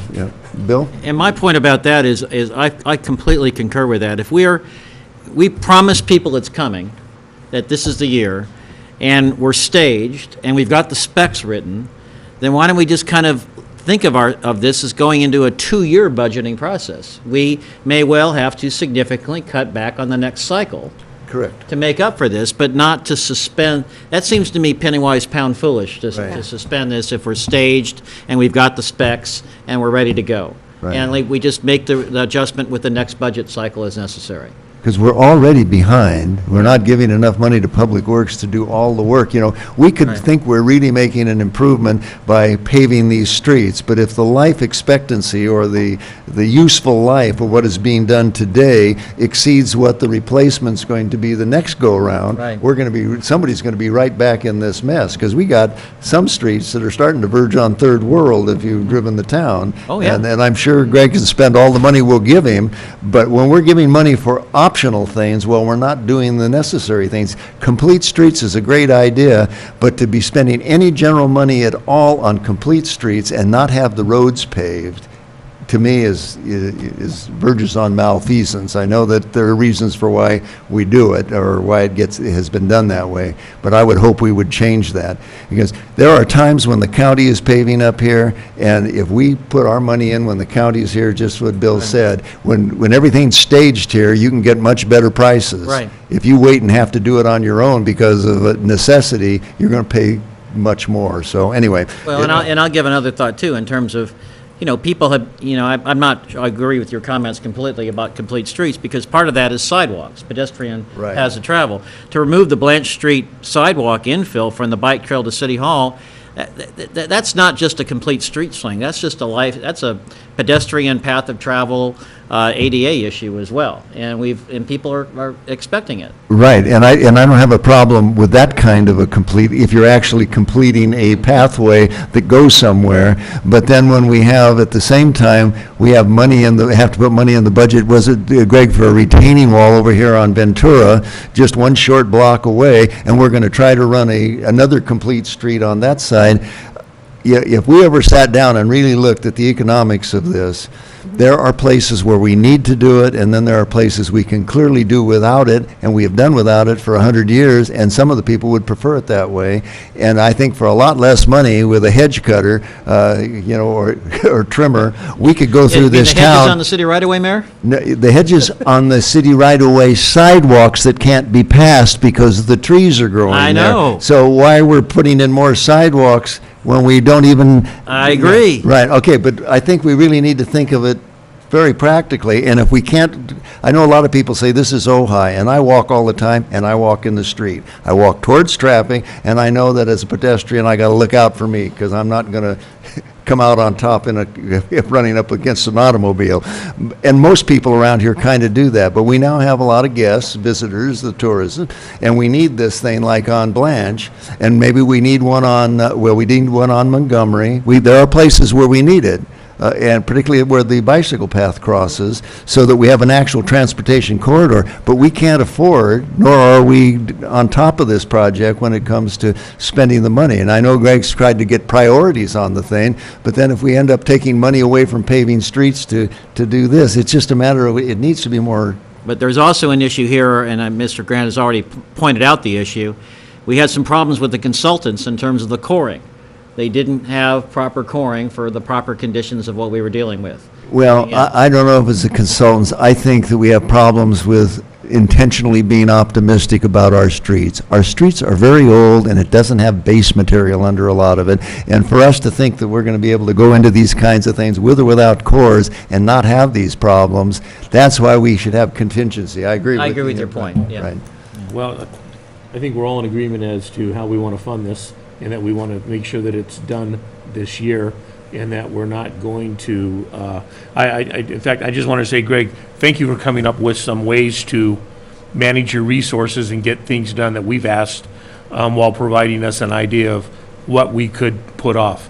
I would prefer that we not put anything off, and that we do what we've asked Mr. Grant to do in this fiscal year, and any additional funding comes out of next year's paving. I have no problem with that. Right, and we need to get serious during the budget Yes. process of actually sitting down and talking this through in a workshop, not just at the last minute as part of the budget.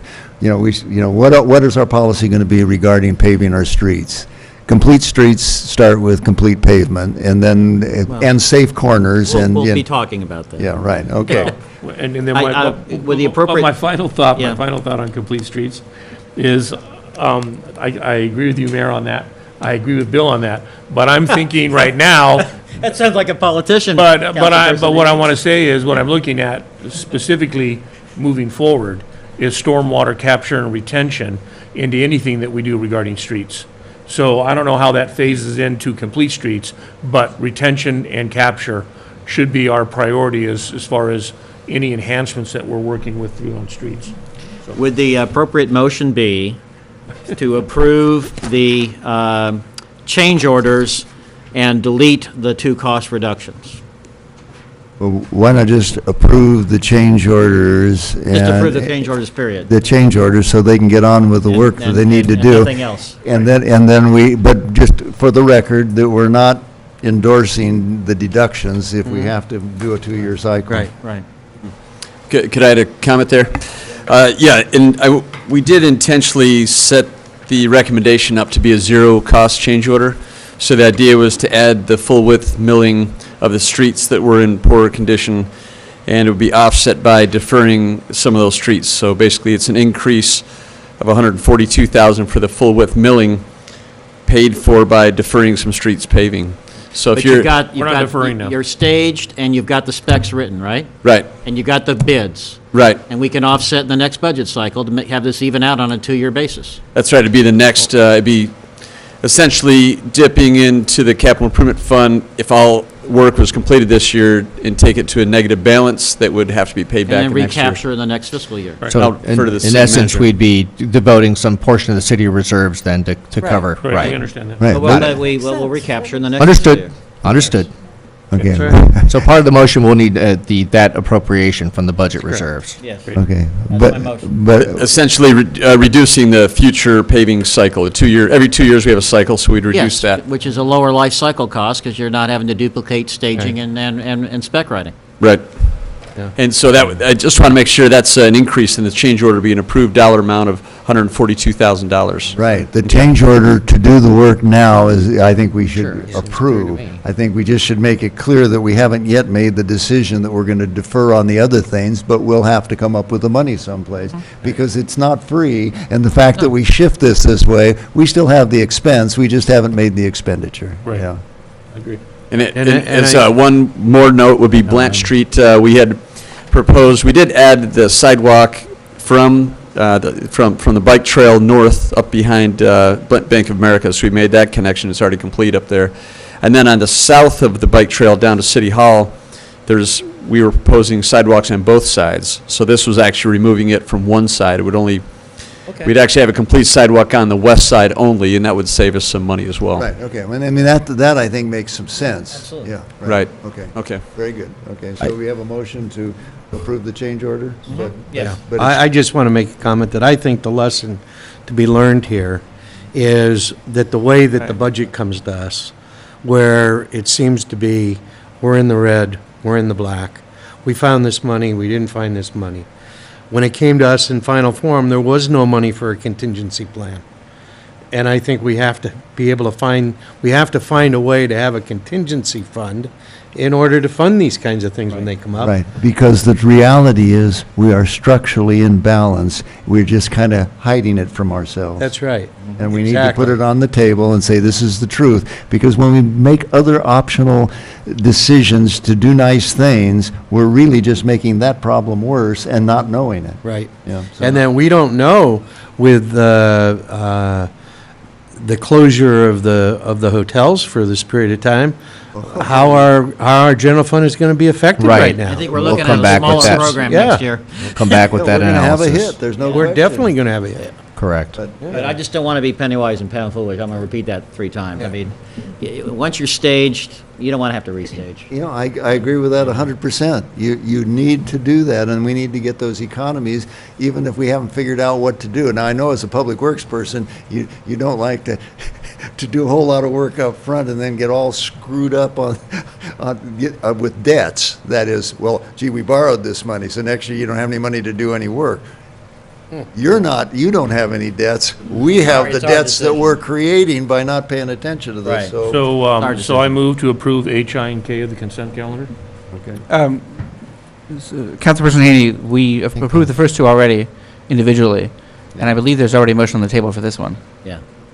Then? And just to restate for clean for the 10:30, record. It's past my bedtime. No, sorry there. Just answer here like I do.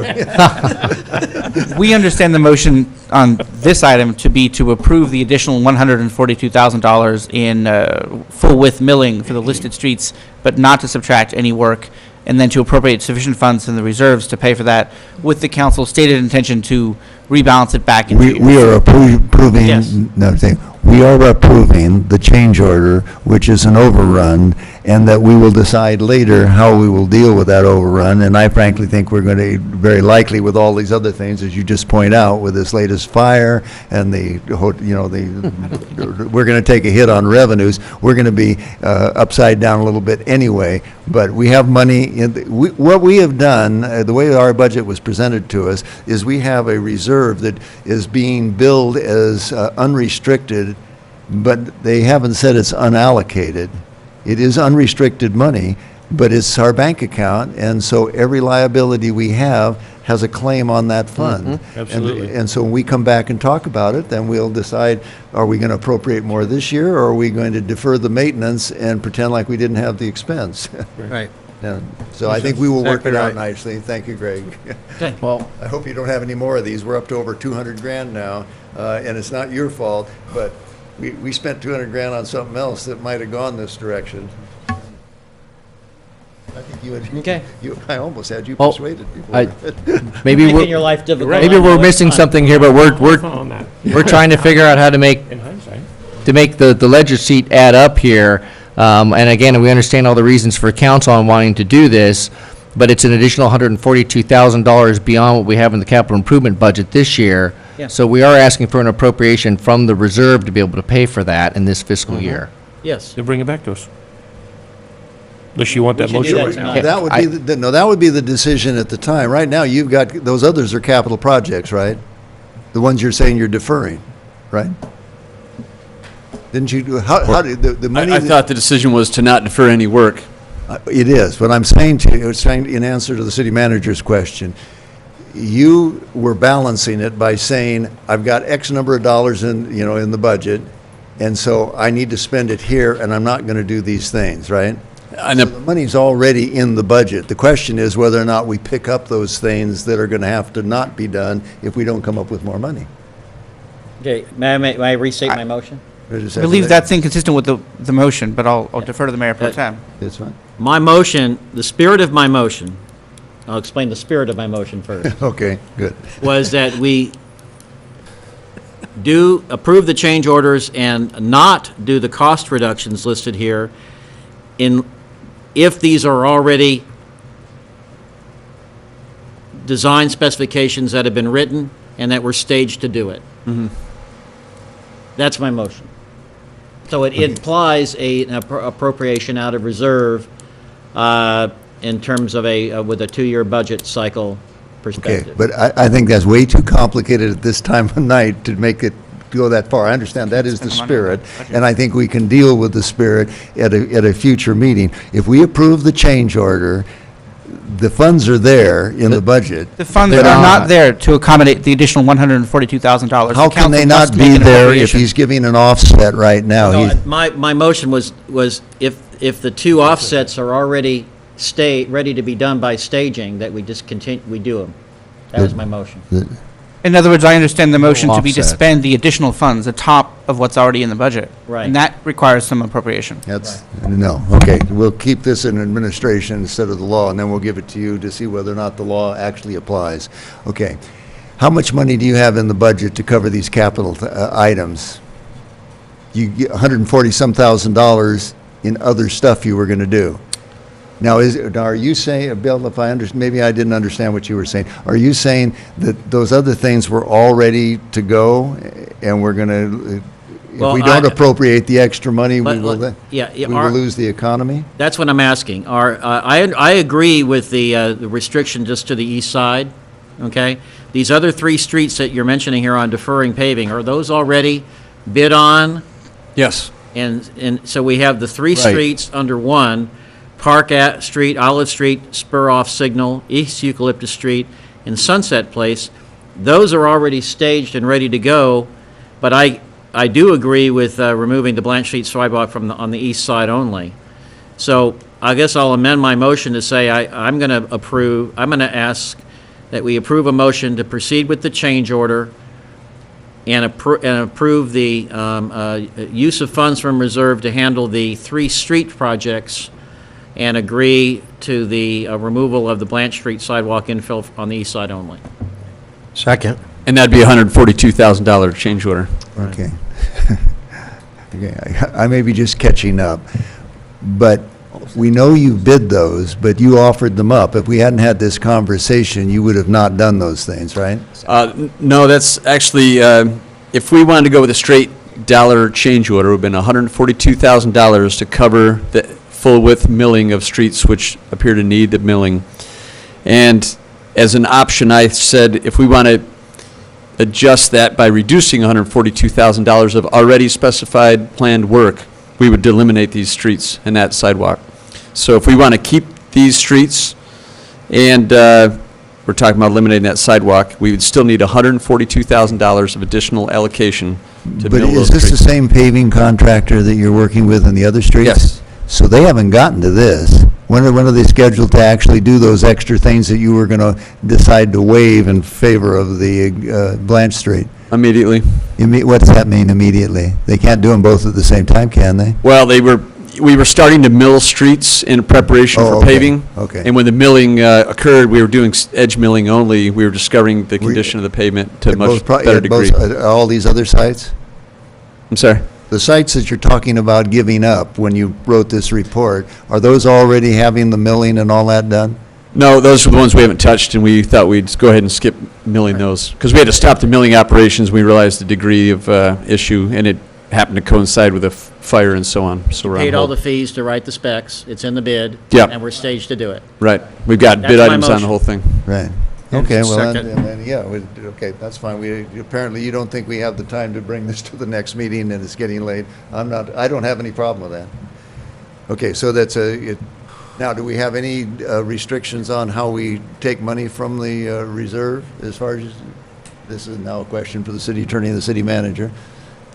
It just takes council action.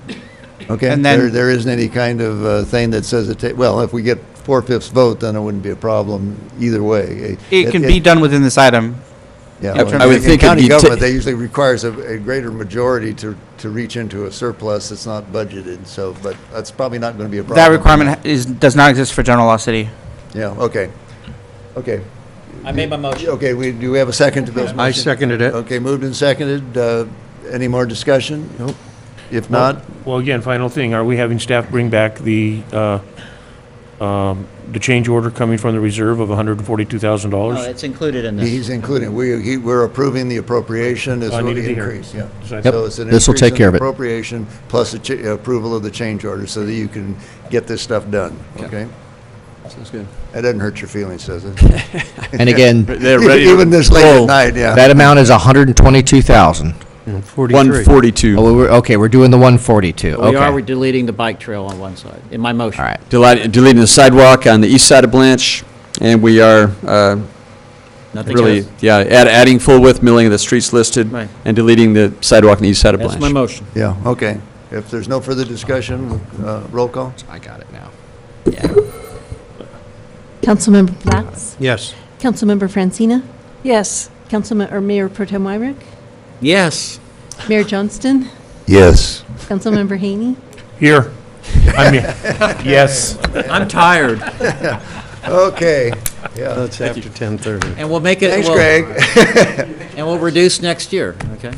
Yeah, Maybe. 2 years, we're doing paving every 2 years. Right, we'll reduce the next cycle. Yeah. Okay, great. Okay, we got, now we're down to reports because we don't have any more items we're going to take up We're not- tonight. Item number 2, I believe we still have on the agenda. Oh, yeah, I don't believe we continued that. reorganization. Also What's after that? 10:30. Is that required? Do we do it tonight? We can do it next week? Or, well, I guess we can do it Oh, fast, I we are suppose. also after 10:30, the At city 10:30, attorney so we have has to noted. Make a motion to Good. hear it, I think. Motion to continue. It's after 10:30. It doesn't require a motion, just 10:30 will Yeah, adopt that just- automatically. Okay, just automatically. So are we going to Platts move? amendment. Yeah. All right. I like that. Did we want to start the meeting next Monday? Yeah. Forwarding these 3 Sure. items that are not discussed? Cultural resources. Well, I think we have to Especially check with them because they to see if they're specifically ready. wanted it to come off. Yeah. Pardon me? Let's check with them. The cultural resources people wanted it to come off. well, you know, we I don't can- think we'll- they were Well, it's prepared. on tonight's calendar. Yeah, but I don't We'll, think we'll another trail week's it, going to and we can matter. always, when we approve the agenda next time, Got it. we'll... Okay. Okay. Okay, what do we got left now on Public reports? or comments? We got, Nothing from me. okay, oh, good, thank you, Bill. Nothing from me. Nothing from me. Randy, do you dare? Nothing? Okay, good. I would, I did hear Steve say that he was here at the crack of dawn or before sunrise, and perhaps Chief Freihoff, Captain Freihoff, Both, yeah. could give us just a summary of how hard Steve worked during this emergency, so the public understands. Yeah, I would be happy to speak on behalf of the city manager and the efforts that he put forth during this emergency. All of us, the first day it happened, I mean, the community's safety and well-being is of our most concern. And when this fire broke out and it was between Ojai and Santa Paula, which is right in the smack dab in the middle of my area of responsibility as the captain, I let Steve know what was going on. I talked to John McNeil. I responded to our command post. Steve had the EOC set up the next day, and you do have a limited staff because you are a small city. And that staff then is divided in half so that the EOC during the critical time of this disaster can be staffed 24/7. So you have staff members who are used to working day shift who are now suddenly thrust into working graveyard shift, which is not an easy task.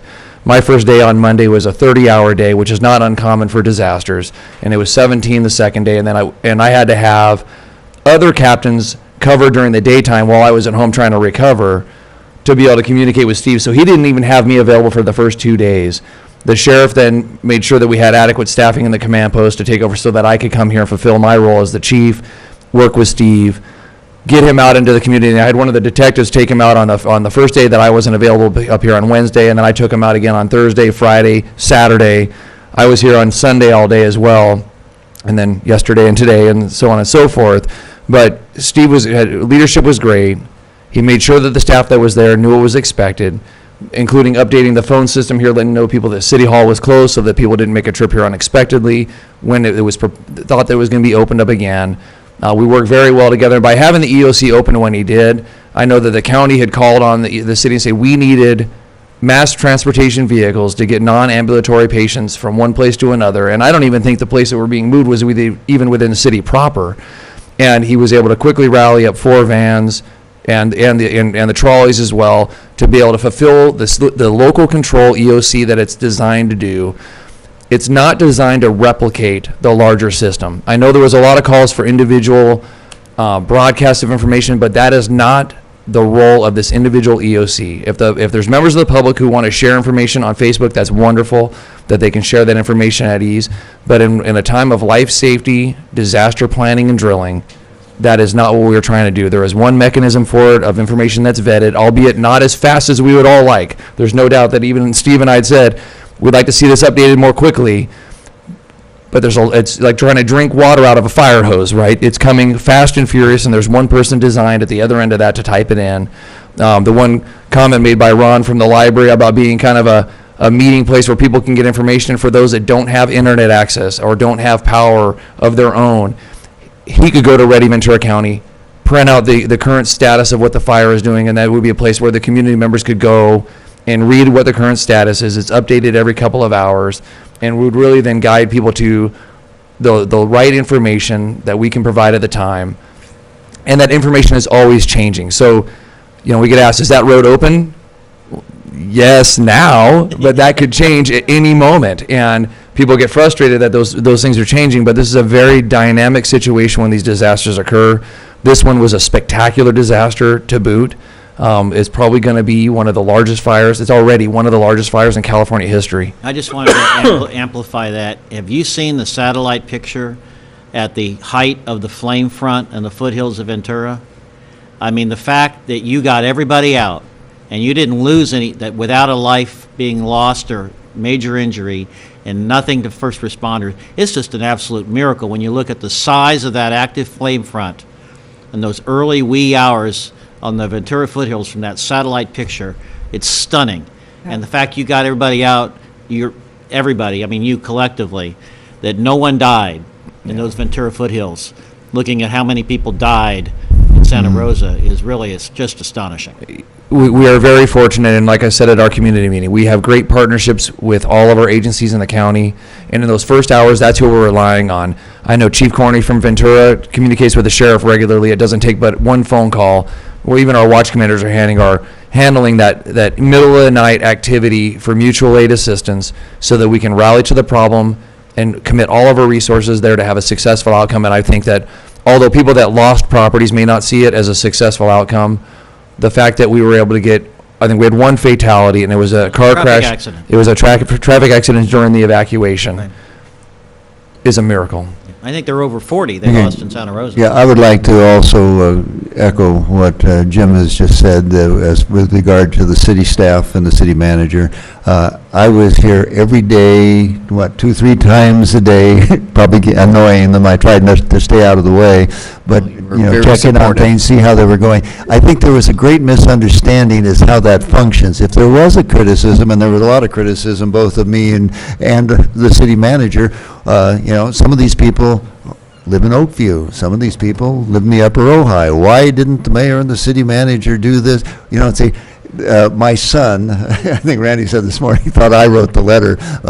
My son has grown up around this stuff, and he wrote a letter, I guess, on the social media. I'm not quite sure all what was in it, but he was explaining to people that there's a difference between the city of Ojai and the zip code and mailing address of Ojai, and we are not the command center for this event. It's the sheriff's office and the fire department both, they take the whole county into consideration, but the whole valley, and, most people don't seem to want to call themselves, I'm from the Ventura River Valley. They all say they're from Ojai, and that's fine, but we're 4.5 square miles in the center, and we can't do it all. But I think in our meeting on Thursday morning, we should have a good conversation amongst ourselves, how we can put a face on it, whether it be, a mayor or the director of the disaster preparedness. Right now, the code says it's the director of the disaster preparedness, but I don't know that anybody in past has actually functioned that way. They've allowed it to be the face of fire,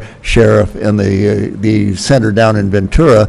But I think one of the lessons learned here is that we don't want them to foul up the message, because we didn't know as much as the Ready Ventura website other than reading it, and then people were criticizing the Ready Ventura, and we heard here tonight, why don't we have one place for it? Well, we do, but we've got to figure out a way to refine it, and there's only so much refinement, and it shouldn't be blamed on any individual at this point, but we do need to figure out how we do that part better so that the people understand. We agree.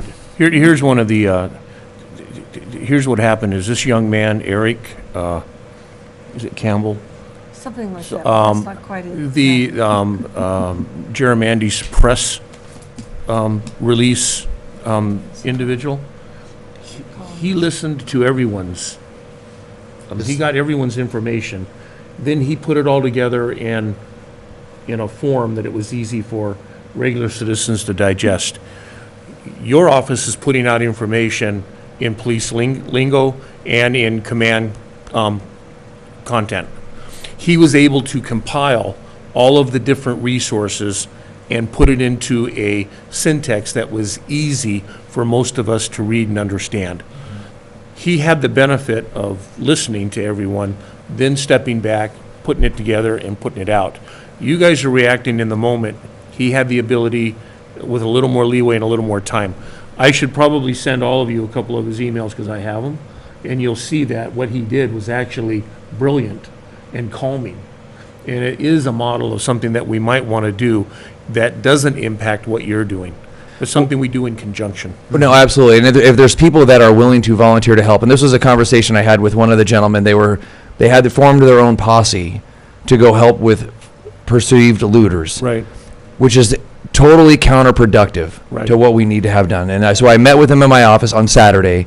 He videotaped a message that I gave him on what the instructions are that I wanted them to have. It was at 3 o'clock on Saturday afternoon, which he posted on the community Facebook pages, and then I had our meeting at the community meeting on that night, Saturday night, to share.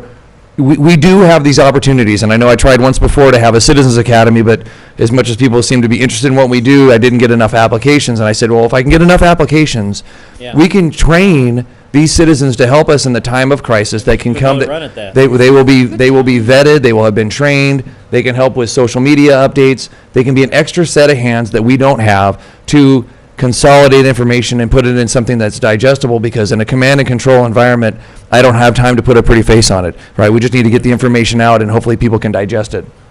Well, the Thomas Ojai Fire website that was created, those people did some good work.